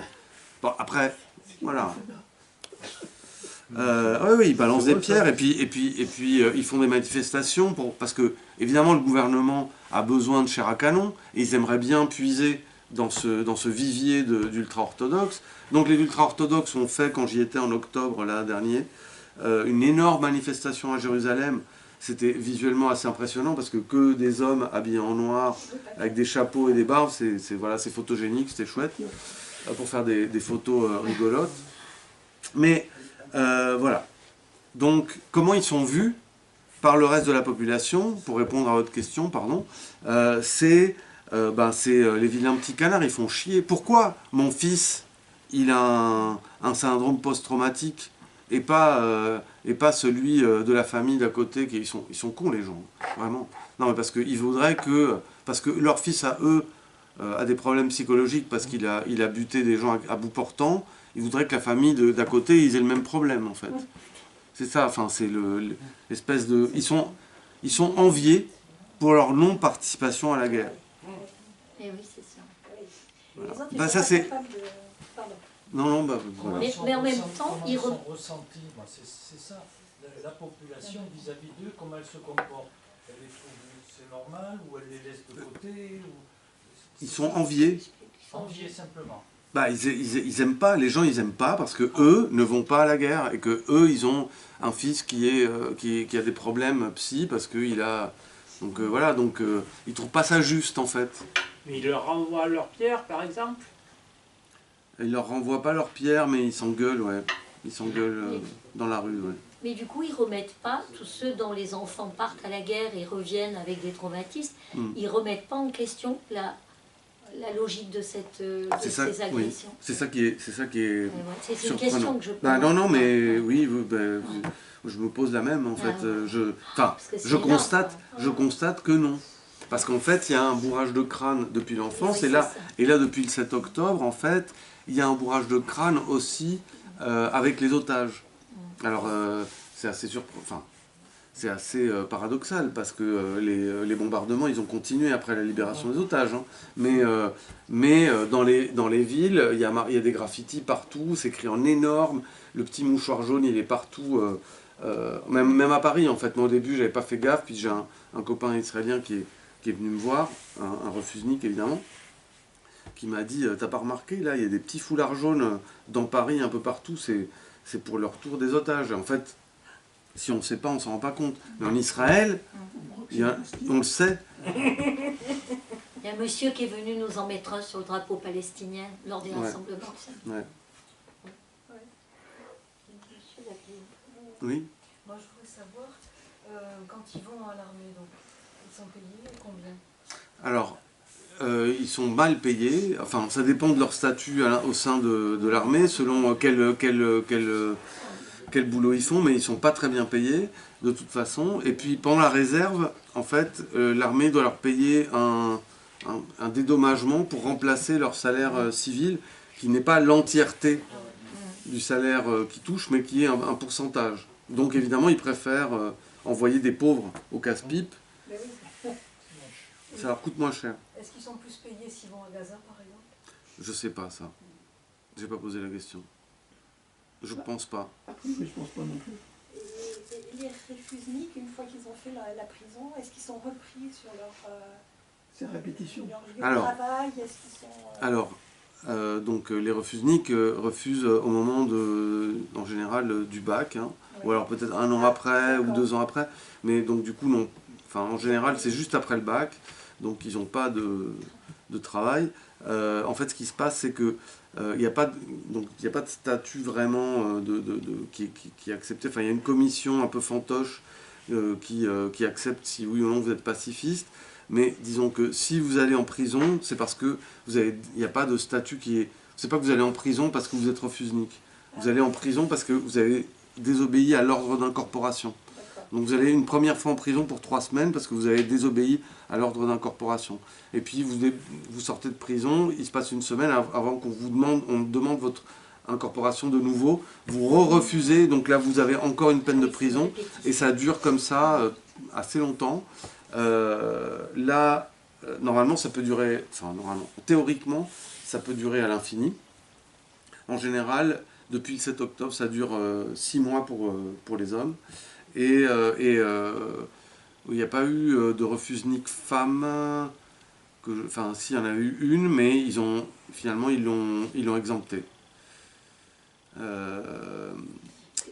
Depuis le 7 octobre, il y a eu deux garçons qui ont été condamnés en gros à 6 mois, alors que juste avant le 7 octobre, c'était 3 mois. Mais c'est aléatoire. C'est-à-dire que le problème, c'est que donc on refuse d'être incorporé, on va 3 semaines en prison, on ressort, on retourne en prison. Et le problème, c'est qu'on ne sait pas quand est-ce que ça va s'arrêter. Est-ce que ça va s'arrêter au bout de 3 mois? Est-ce que ça va s'arrêter au bout de 6 mois? Le plus qu'il y a eu, c'est en 2002, un Israélien qui a été en prison pour 2 ans. 1 an en prison militaire et 1 an en prison civile. Donc double peine. Double peine et puis 2 ans surtout. Et alors le truc, c'est parce qu'il avait réussi, enfin, selon les autorités, il avait réussi à mobiliser pas mal de ses camarades de classe et il a été puni comme meneur. Voilà. Quand on était à Paris, là, la manifestation qu'il y a eu il y a quelques mois pour la Palestine, il y a pas mal d'associations. On était avec, bon, il y avait l'Union Juive de France, avec qui on a des liens très, très proches, puisqu'on fait des choses ensemble. Et là, j'ai vu qu'il y avait beaucoup d'associations d'étudiants israéliens, enfin, qui viennent d'Israël et qui font leurs études et qui disaient qu'ils ne voulaient pas retourner, qu'ils ne pouvaient pas retourner dans leur famille. Et ils avaient constitué, voilà, et ils étaient là aussi dans un positionnement pour la Palestine qui était vraiment partagé. Et je me suis rendu compte qu'il y avait beaucoup, il y avait un petit groupe aussi de juifs étudiants, voilà, ils avaient différents, mais j'ai vu qu'il y avait pas mal de groupes en fait. Je ne savais pas qu'il existait tout ça, enfin voilà, on a découvert ça, parce que chacun intervenait. Et ouais, il parlait de tout ça justement, et il parlait aussi de l'obligation, voilà, que c'était, il y avait tué des gens, mais il y avait aussi tout le contexte, c'est-à-dire qu'on les droguait, enfin, il parlait de ça aussi, d'être, voilà, qu'il y en a qui s'étaient... Drogués par qui, pardon? Par l'armée, enfin, qui leur donne des... Le patriotisme est une drogue, tout le monde sait ça. Non, c'est que, ouais, non, ils disaient qu'ils étaient pour supporter les... Ils prenaient, leur donnaient des cachets, qu'il y avait des gens qui témoignaient, qui avaient refusé. Ces prises alors peut-être d'amphétamine, je ne sais pas de quoi, hein, je ne suis pas entrée dans le détail, mais que voilà, ça amène aussi des fois à comprendre, parce que moi je veux juste donner, voilà, on a vu avec Peuple et Culture un film, je trouve qui va bien dans, enfin je trouve qui permet de faire du lien aussi avec ce que vous dites. C'est un film qui a été fait par un Israélien, peut-être que vous connaissez, Avi Mograbi, voilà, qui s'appelle Les 50 premières années, vous avez dû le voir pour certains. Moi, ce film m'a beaucoup touchée, pour plein de choses, parce qu'on comprend vraiment, en fait, c'est fait comme un manuel d'abrégé d'occupation militaire qui dévoile le fonctionnement d'une occupation colonisatrice. Et du coup, là, il interroge, ce film n'est fait qu'avec des Israéliens, et c'est des soldats israéliens sur 54 années. Ça part de 68 et ça va jusqu'en, je ne sais plus, 2000 et quelques. Et donc ils décrivent ce qu'ils ont fait, ils décrivent toutes les tortures, tout ce qui est fait depuis 68, tout ce que font les soldats israéliens. Et là, voilà, on voit bien à quel point ils sont, enfin il y en a beaucoup, il n'y a plus d'émotion. Enfin, moi, ça me touche beaucoup parce que c'est aussi mon travail de travailler ça avec les gens. Et du coup, il n'y avait plus d'émotion. Et par contre, on voit bien à quel point ça part de... Voilà, il y a un vrai conditionnement pour en arriver là, quoi. Que c'est... Eux aussi, ils sont pris dans quelque chose et où ils sont déshumanisés aussi, quoi. Et le film il est difficile, hein, parce qu'à l'époque, ils filmaient tout ce qu'ils faisaient, parce que c'était une fierté aussi. Donc on voit tout, puisque tout est filmé. Il y a des fois, ils ont, je pense, enlevé les photos, on entend juste les cris des femmes, mais c'est vraiment très dur. Et là, on voit bien, enfin, on comprend que certains, ils n'ont pas envie d'y aller. Enfin, on peut comprendre. Et je me dis, ça doit être dur de faire front pour ne pas y aller aussi. Parce que c'est facile de dire, il ne faut pas y aller, pourquoi ils y vont. C'est facile de juger quand on n'est pas dans cette position-là, et quand on n'est pas israélien, ou quand on n'est pas d'un autre pays qui se retrouve à... Et voilà, parce qu'on voit bien qu'il y a quand même... Enfin, quand on a fait l'armée, c'est extrêmement valorisé, quoi. C'est très valorisé. On voit bien ceux qui la font pas, on imagine la place qu'ils doivent avoir dans ce pays. Enfin, voilà, c'est pas si simple. Oui, alors, donc... Ouais. Comme autre film, je vous conseille, qui est plus récent et plus connu, mais que vous allez peut-être diffuser... Ça s'appelle No Other Land, donc qui est un film qui a été primé aux Oscars en 2024 ou 2025, je ne sais plus, qui est un film qui raconte un peu ce qui se passe à Massaferiata, qui est la zone sud de la Cisjordanie, dans les collines au sud d'Hébron. Bon voilà, c'est un autre film qui est intéressant à voir et qui est peut-être plus... Enfin bon, je pense que les deux sont complémentaires finalement, parce que... voilà, ça parle vraiment de ce qui s'est passé juste avant le 7 octobre. Oui. Si je peux me permettre, moi j'aurais une question sur la société israélienne et sur l'appropriation collective des violences post-traumatiques des soldats, puisque c'est tout un peuple qui est en armes. Et ce peuple il doit quand même subir je suppose quoi, que les soldats qui rentrent, les appelés qui rentrent du front, du conflit, sont pas indemnes. Et comment en fait la société israélienne peut s'approprier cette violence aussi qu'elle subit quoi, du fait, voilà, et comment est-ce que c'est dit sur la place publique, est-ce que les conséquences pour les soldats c'est évoqué, puisque voilà. Alors c'est compliqué. Dans l'article que tu as, il y a l'interview de, ça c'est la chronique, donc c'est un mensuel qui est diffusé par Amnesty sur abonnement. Et donc là, j'ai été là-bas en octobre avec Christophe Boltanski, qui est un écrivain et un journaliste un peu connu. Et bon, enfin voilà, j'ai servi à la fois de photographe et de fixeur, parce que Christophe Boltanski, la dernière fois qu'il avait été là, c'était dans les années 90. Et puis moi, j'avais le contact un petit peu de tous les refusniks. Et entre autres, on a interviewé un psy qui disait en gros, quand il va y avoir le cessez-le-feu avec Gaza, il va y avoir, ça va déferler chez moi, quoi. Et les gens vont prendre conscience en fait. Mais pour l'instant, c'est le déni. Tant qu'il y a la guerre, c'est le déni. Ce qui est intéressant, c'est que, aussi bien, comme on l'a dit déjà hier soir j'étais à Limoges, et puis on a fait une rencontre, et je disais que finalement une des raisons pour lesquelles la guerre continue, c'est que Netanyahou veut se sauver, veut échapper à un procès pour corruption qui est au-dessus de sa tête depuis un bon moment, mais c'est aussi une espèce de fuite en avant de la société qui préfère être en guerre plutôt que de se regarder dans le miroir, en fait, de penser les atrocités qu'elles ont commises. Donc par rapport à ce qui vient de se passer, par rapport au génocide commis à Gaza, je pense qu'il y a très peu d'individus, ça existe, il y en a un qui est dans le livre, qui questionnent ce qu'ils ont fait. Si on parle des atrocités commises précédemment,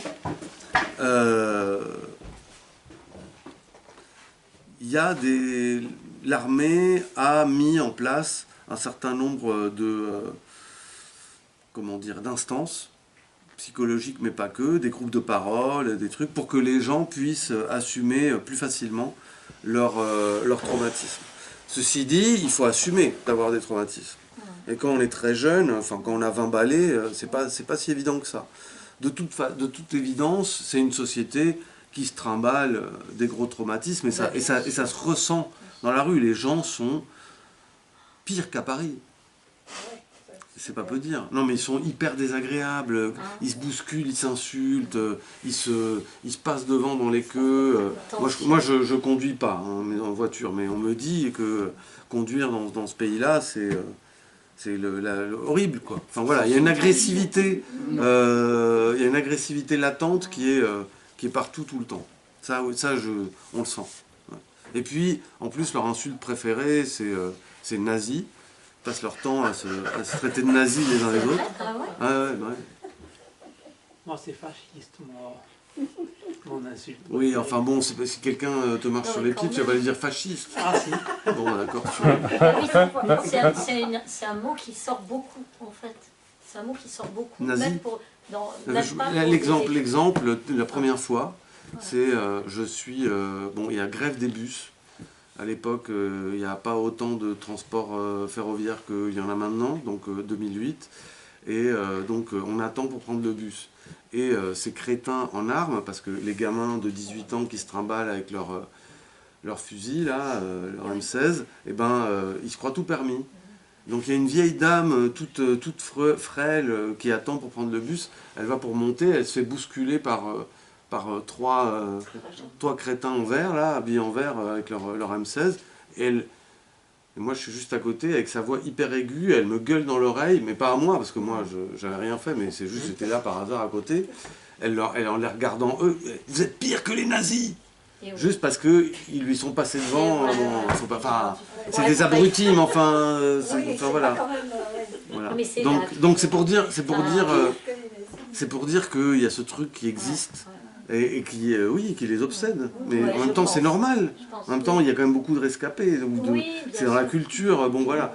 Donc, et à part ça, il y a un truc important à savoir, c'est qu'il y a énormément de rescapés, qui sont morts aujourd'hui. Hein. On est en 2026. Les 99% des rescapés sont morts.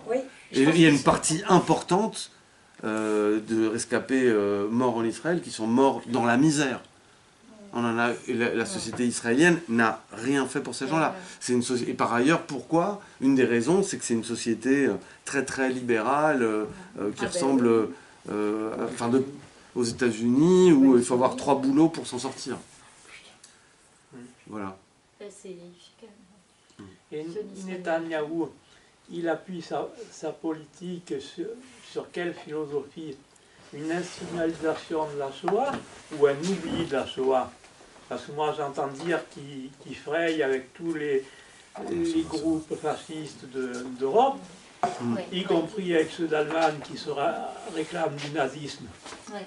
Alors je ne sais pas s'il va jusqu'à fricoter avec les néo-nazis allemands, peut-être, je ne sais pas. En tout cas, avec le hongrois, là, oui. Avec les Français aussi. Bon, mais je pense que c'est une instrumentalisation de la Shoah, et d'un côté, et puis par ailleurs, il est d'extrême droite, il fait copain avec les gens d'extrême droite. Qui par ailleurs sont antisémites, mais ça il s'en fout. Parce que en fait, je veux dire, si on rentre dans leur logique à eux, en fait ce qu'ils veulent pas, les Hongrois, les Bardella, etc., c'est des juifs en Hongrie, des juifs en France. Mais qui justement, qui sont en Israël, c'est très bien, ça les arrange. Même il y a certains sionistes qui s'étaient assis à une table pour discuter avec les nazis. Hein. Oui. Oui, au moment de la Deuxième Guerre mondiale, bien sûr. Enfin, même avant. Mais bon, le Mossad, quand même, a sévi au niveau international, dans bien des endroits, pour les dictatures latino-américaines, par exemple. Qu'est-ce qu'il a fait, le Mossad? Ils ont été, comme avec les Américains du Nord, ils ont été des instructeurs. Moins que la France. Oui. Ils ont moins vendu d'armes. Alors vous verrez, si vous cherchez, vous trouverez le film de Marie-Monique Robin qui s'appelle... comment ça s'appelle, l'école, je sais pas quoi, l'école française. Enfin bref, c'est juste, dans les années 70, ils avaient encore dans l'armée des gens comme Ossarès. Ils ne savaient pas comment faire, ils l'ont envoyé au Brésil, parce qu'au Brésil, on leur demandait. Bon, voilà, j'ai travaillé là-dessus. Hein, mais le Mossad, ce qu'on peut leur reprocher, c'est de ne pas être allé chercher les nazis alors qu'ils savaient très bien où ils étaient. Enfin, par rapport à l'Amérique du Sud. Après, d'avoir aidé les dictatures, franchement, peut-être, mais pas autant que l'Europe, pas autant que les Américains, les Français, les Espagnols, les Italiens, bon, voilà. Donc, finalement... Les Français sont des grands formateurs, hein. Ils ont beaucoup formé aussi en Israël pour l'instauration, la torture, tout ça, c'est des pros, hein. Avec l'Algérie, ils ont eu un bon terrain d'entraînement, hein. Parce que ça sert à ça aussi, les colonies, s'entraîner sur... Alors moi j'ai 2 questions un peu plus larges sur le début de la période 23, sur le début et sur la fin de la période, enfin la fin, c'est pas fini comme tu disais. Mais sur le début et jusqu'à maintenant, le début, donc c'est pas sur Europe 1 que je l'ai entendu, c'est sur Radio France.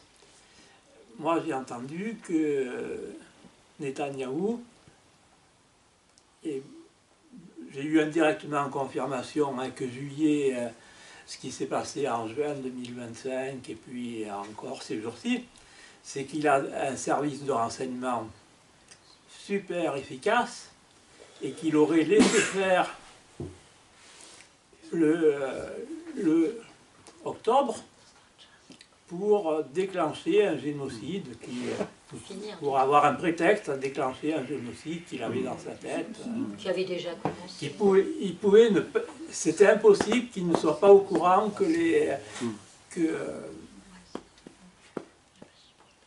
J'ai pas de réponse à ça. Oui, c'est ce que j'ai dit. Je vois pas comment. Tout ce que je peux dire, c'est que j'ai posé la question quand même à un des refusniks qui, donc lui, a refusé de faire sa réserve et qui a donc été, on peut le dire, quelqu'un qui a commis des trucs vraiment pas sympas pendant des années et des années. Il a commis des trucs atroces et puis il y a eu une prise de conscience et maintenant c'est devenu... après qu'il ait refusé, qu'il ait fait de la prison, parce qu'il a refusé sa réserve, il est devenu un militant pro-palestinien. Et donc lui, il connaît bien l'armée. Donc j'ai fait un long entretien, c'est le plus long entretien de ce bouquin-là, du deuxième livre. Et donc lui, quand je lui dis, est-ce que en gros c'est un complot, est-ce qu'ils savaient et qu'ils ont laissé faire pour... Et lui, sa réponse, donc, qui date de décembre 2023, donc c'est pas longtemps après le... Oui. Donc peut-être on n'avait pas assez aussi d'informations, mais enfin, en tout cas, lui, il dit que c'est pas une volonté, c'est de l'arrogance. Lui, il dit c'est l'arrogance au sens où il se croit tellement supérieur aux Palestiniens, il croit les Palestiniens tellement bêtes, enfin, il pense que les Palestiniens ne sont pas capables de commettre, de faire ça. Ils pensent tellement tout bien contrôler que finalement, ils se font avoir par leurs propres prétentions, quelque part. Lui, c'est sa théorie à lui. Moi, j'ai pas de réponse à ça. J'ai beau avoir étudié la question dans tous les sens, on peut effectivement... les vigies, la CIA, les services égyptiens, blabla. Il y a plein de canaux qui pouvaient informer le pouvoir exécutif. Mais dans ce cas, c'est pas uniquement Netanyahou. De toute façon, c'est pas uniquement Netanyahou. C'est aussi le ministre de la Défense, le chef d'état-major. C'est tous, en fait. Donc, s'il y avait eu un véritable... C'est là où cette théorie du complot, elle marche pas très bien. Parce que s'il y avait eu effectivement un truc de se dire on accepte, vu comment ça fonctionne, vu comment c'est un tout petit pays, il y aurait eu, enfin, on accepte que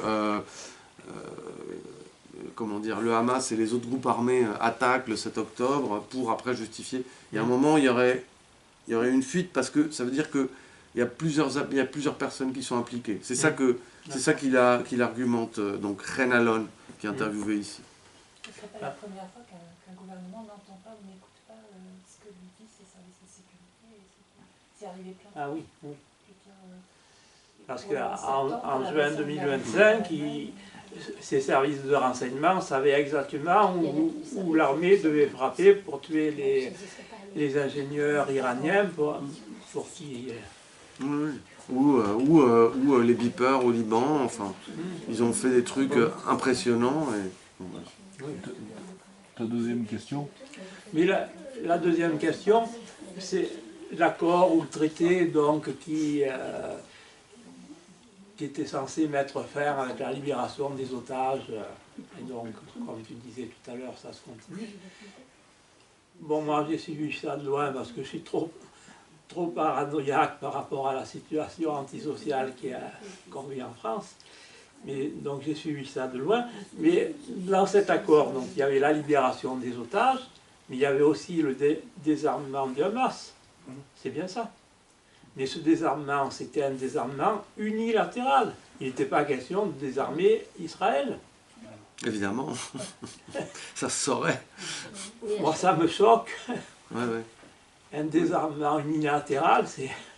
Oui. Mais c'est surtout qu'en plus, il ne devait pas rester beaucoup d'armes. Moi, je ne soutiens pas le Hamas. Oui, c'est ce que je me suis dit. Il ne devait pas rester beaucoup d'armes. Du mal, ça... Après, il y a quand même quelque chose qui... Moi enfin voilà, j'ai des trucs, j'ai pas de réponse. Et un des trucs des questions qu'on peut se poser, c'est sur les munitions du Hamas. Parce qu'ils ont quand même continué à se défendre, on pourrait dire, à tirer en tout cas sur l'armée israélienne, pratiquement, enfin jusqu'à il y a quelques mois au moins, peut-être qu'ils continuent à le faire aujourd'hui, j'ai pas... D'où ils sortent les munitions? Je veux dire, certainement qu'il doivent avoir il doit y avoir des pays qui fournissent des armes clandestinement. Hein. Enfin, je veux dire, ça s'est vu dans d'autres conflits. Mais le moyen qu'ils ont, c'est les tunnels dans le Sinaï. Et les Israéliens, ils ont un accord avec l'Égypte, enfin, puis même ils doivent voir qu'est-ce qui rentre dans ces tunnels, enfin avec des satellites, quoi. Enfin, je veux dire. Les gens sont furieux. C'est bien qu'ils en ont.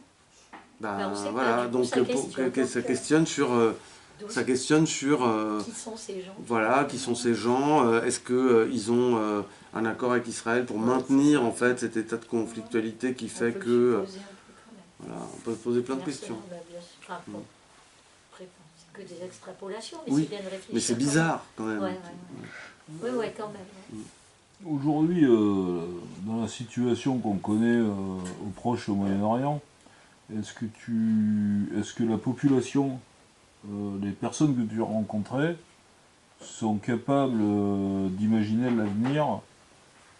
Moi, mon combat, mais là je parle pas au nom d'une structure, c'est vraiment plus quelque chose de très personnel. Je me dis toujours comment on va arriver à faire en sorte que les enfants, parce qu'aujourd'hui on est en 2026, mais demain il y aura des enfants et des petits-enfants, comment on fait en sorte que les enfants des deux côtés arrivent à passer sur la mort de leurs parents, sur les violences qu'il y a eu, et est-ce que ça, il y a quand même des personnes qui t'en parlent de l'avenir, un avenir pacifique? Ouais, bah, ils en parlent tout en ayant conscience que plus ça continue, plus ça va être difficile d'arriver à ce point. Alors bon, bah, les exemples qui sont donnés, c'est l'Irlande par exemple, hein, ou l'Afrique du Sud. Voilà, mais oui, il y a cette volonté. Puis il y a des gens aussi qui, par leur refus de faire l'armée, qui par leur présence en Cisjordanie pour essayer d'empêcher les colons de faire du mal aux Palestiniens, créent déjà aujourd'hui des conditions de dialogue. Donc c'est là où est l'espoir, disons. Parce que ça, c'est quelque chose au niveau du mouvement de la paix qu'on essaie de porter, c'est la question du règlement pacifique des conflits, puisque notre objectif, c'est ce règlement pacifique des conflits, et sans aller dans un monde idéal, comme disait tout à l'heure Eliane, de culture de paix, tout de suite, on sait que ça va être long, mais comment on va faire pour juger les criminels? Comment on va faire pour passer cette phase, en fait, à un moment où il faudra, entre guillemets, solder les comptes. Et ça va être dur, quoi. Est-ce que ça, les gens aujourd'hui qui ont commis des exactions, tu en as parlé de gens qui ont fait des choses pas bien, est-ce qu'ils ont conscience que ce qu'ils ont fait, ça peut être poursuivi au titre des crimes de guerre, ou voire pire? Alors bon, les gens la personne là dont je parlais tout à l'heure n'a pas commis de crime de guerre parce que soit elle a tué des gens mais dans des affrontements, soit elle a... oui, si, alors elle a été chercher des gamins de 14 ans dans leur lit parce qu'ils avaient peut-être balancé un cocktail Molotov sur un blindé, voilà. Des choses comme ça. Bon, voilà. Est-ce que c'est un crime de guerre? Peut-être. J'ai du mal à... Enfin, je sais pas. Mais c'est pas tuer quelqu'un de sang-froid, en tout cas. Bon. En tout cas, aujourd'hui, les gens, ils en parlent de façon très théorique, de façon moins théorique que nous, on peut en parler, parce que quand même, eux, ils sont sur le terrain. Et je pense que il y a, par exemple, pour ceux qui ont été à Gaza, et qui ont refusé au bout d'un moment de s'affronter, enfin d'être sur le terrain, enfin de faire la guerre, enfin de commettre un génocide, il y a cette peur, quand tu les interviews, de parler de ce qu'ils ont vraiment fait. Parce qu'ils flippent de passer une frontière et de se retrouver jugé en Afrique du Sud. Donc il y a ce truc, cette conscience, elle existe en fait, en particulier pour ceux qui ont été à Gaza. Pour les... Et par contre, on a un souci, parce qu'on a les franco-israéliens qui ont été combattre à Gaza et qui sont revenus. Et qu'est-ce qui se passe avec ces gens-là? Et ça c'est fou parce que je pense ça va être facile de trouver leur nom et il va y avoir à un moment donné, ça risque de... Enfin voilà, je sais pas, si je suis palestinien, que je sais que au coin de ma rue, il y a un type qui a tué ma famille, enfin voilà, je veux dire, le risque d'exportation du conflit, il existe, quoi. Ça arrive en Allemagne, il y a eu un film là-dessus avec un réfugié syrien qui a croisé son bourreau dans la rue. Ah oui, il y a eu un film là-dessus. Mais la dernière fois, on a fait venir un jeune d'Urgence Palestine, un jeune franco-palestinien, et qui nous a raconté, parce qu'il a passé beaucoup de temps depuis 2006, depuis 2003, il va en Palestine, depuis 2006, il va en Palestine tout le temps, à toutes les vacances et tout, donc il a vu beaucoup de choses. Moi, ce qui m'a quand même beaucoup surpris, c'est qu'il raconte, il dit qu'il faut que ça s'arrête, il explique, il témoigne, mais on sent qu'il n'y a pas, enfin ça c'est quelque chose qu'on s'est dit après l'avoir écouté, il n'y a pas de désir de vengeance. Enfin, je me dis, chez ces jeunes, voilà, lui il est palestinien, mais je me dis, il a envie que ça s'arrête, il a envie d'autre chose. On était vraiment et ça a duré 2 heures, mais nous on était presque on était dans une colère. Enfin, des fois quand on s'exprime et lui il avait, enfin c'était, faut que ça s'arrête, faut qu'on arrive à vivre ensemble, quoi. Et j'ai trouvé ça, enfin quelque part ça fait, c'est un peu l'espoir aussi peut-être que tout soit pas. Après il faut le travailler et on voit bien que il y a aussi pourquoi nous en tant qu'association, à quoi on sert chaque samedi matin. Et ben en fait c'est à travers tous les témoignages qu'on a de personnes qui sont en Palestine qui disent ben, on sait à Gaza, puisqu'on échange avec eux, on sait que vous êtes là, on sait que ça existe. Enfin, il n'y a pas que de l'horreur, enfin il y a des gens aussi qui nous soutiennent et ils disent ça nous aide à penser autrement que par la colère, et voilà, ça permet d'élaborer aussi, de penser les choses, de savoir qu'il se passe quelque chose. Et je pense que peut-être pour ces jeunes aussi israéliens, de savoir que voilà, il y a aussi des gens qui sont capables de les entendre, de les écouter, même si ce qu'ils ont fait à Gaza c'est terrible. Enfin, voilà, et c'est important aussi ce que vous faites par rapport à tout ça, c'est qu'on se comprenne, qu'on comprenne les uns les autres. Parce que si on veut une suite et qu'ils ne soient pas du côté de la guerre, il va falloir qu'on apprenne à comprendre l'autre et à s'aimer aussi avec tout ça, enfin à sortir de ces vengeances, c'est pas possible, il faut que ça s'arrête. Et ça, les jeunes l'ont beaucoup abordé quand il y a eu la manif à Paris. Ils avaient le micro, les associations de divers... J'ai trouvé ça positif, en fait. Voilà, c'est un peu des petites notes d'espoir, parce que finalement... Ils ont envie que ça s'arrête, quoi. Ils n'ont pas envie d'être dans la... C'est les petites lucioles dont tu parlais. Ouais, c'est ça, mais on s'accroche à ça aussi. Je vous propose, je ne sais pas si tu veux rajouter des choses. Un mot sur le conflit. Là, on est en plein dedans actuellement. Et tout ce que j'ai entendu moi aujourd'hui me rappelle malheureusement ce que j'ai vécu bien que j'étais jeune, le conflit de la guerre d'Algérie. Et il y a des similitudes énormes entre les deux. Alors, je ne mettrai pas sur la même échelle, mais il y a eu des actes qui se ressemblaient dans les deux conflits. Alors, oui, la différence, c'est que les pieds noirs, les Français, on voyait bien où est-ce qu'ils pouvaient retourner. Hein, les Israéliens, on ne sait pas trop où est-ce qu'ils peuvent retourner. C'est ça. Donc là, il y a un souci, quoi. Je pense qu'il est pareil, je dis des similitudes. Et tout à l'heure, tu as parlé en particulier de cette anxiété, de cette nervosité des Israéliens, de cette agressivité qu'ils contiennent. C'est tout à fait normal quand vous êtes dans un moment de conflit, parce que ça n'arrête pas, c'est nuit et jour, et vous subissez, et vous ne savez pas d'où ça va tomber en plus, parce que je ne parle pas des armes, mais vous ne savez pas qui va vous attaquer, et parce que c'est des guerres. Là, en début de discussion, vous avez souvent repris de dire que ce n'est pas des guerres. Pour moi, c'est des guerres. Les deux sont des guerres. D'ailleurs, pour la guerre d'Algérie, elle a été reconnue guerre. Et peut-être qu'on mettra du temps à reconnaître que c'est une guerre qu'il y a eu en Palestine, mais moi je le pense, tout au moins c'est mon opinion. Je ne dis pas que c'est la vérité, mais c'est mon opinion. Mais qui résulte... Et quand on réfléchit ou qu'on se pose des questions sur ce qui se passe en Israël, pensez à ce qui s'est passé en Algérie, puisque là on a du recul, et les analyses qu'on fait sur la guerre d'Algérie, on peut les faire de la même façon, parce que c'est une guerre capitaliste, c'est une guerre coloniale, et il y a les mêmes motivations de base. Et il y a en plus des populations qui se ressemblent étrangement, puisque c'est un peu dans la même partie du monde. Voilà, pensez-y. Nous, on y travaille pas mal. Il y a Mathieu Rigouste qui est venu, qui a beaucoup écrit là-dessus aussi. Mais le lien est énorme. Et il faut le faire, justement. Mais déjà, pour comprendre que l'origine de cette guerre, c'est la colonisation. C'est la colonisation. Et la colonisation, où qu'elle soit, elle aboutit toujours à ça. Vous regardez les Indiens, vous voyez partout. Enfin, et c'est pour ça qu'il ne faut pas...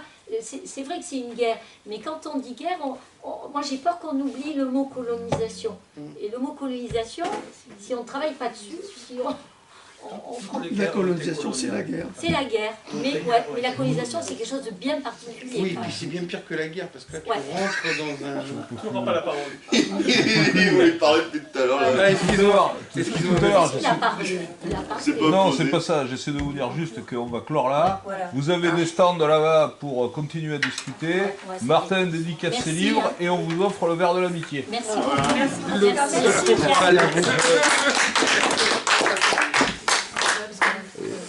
Merci.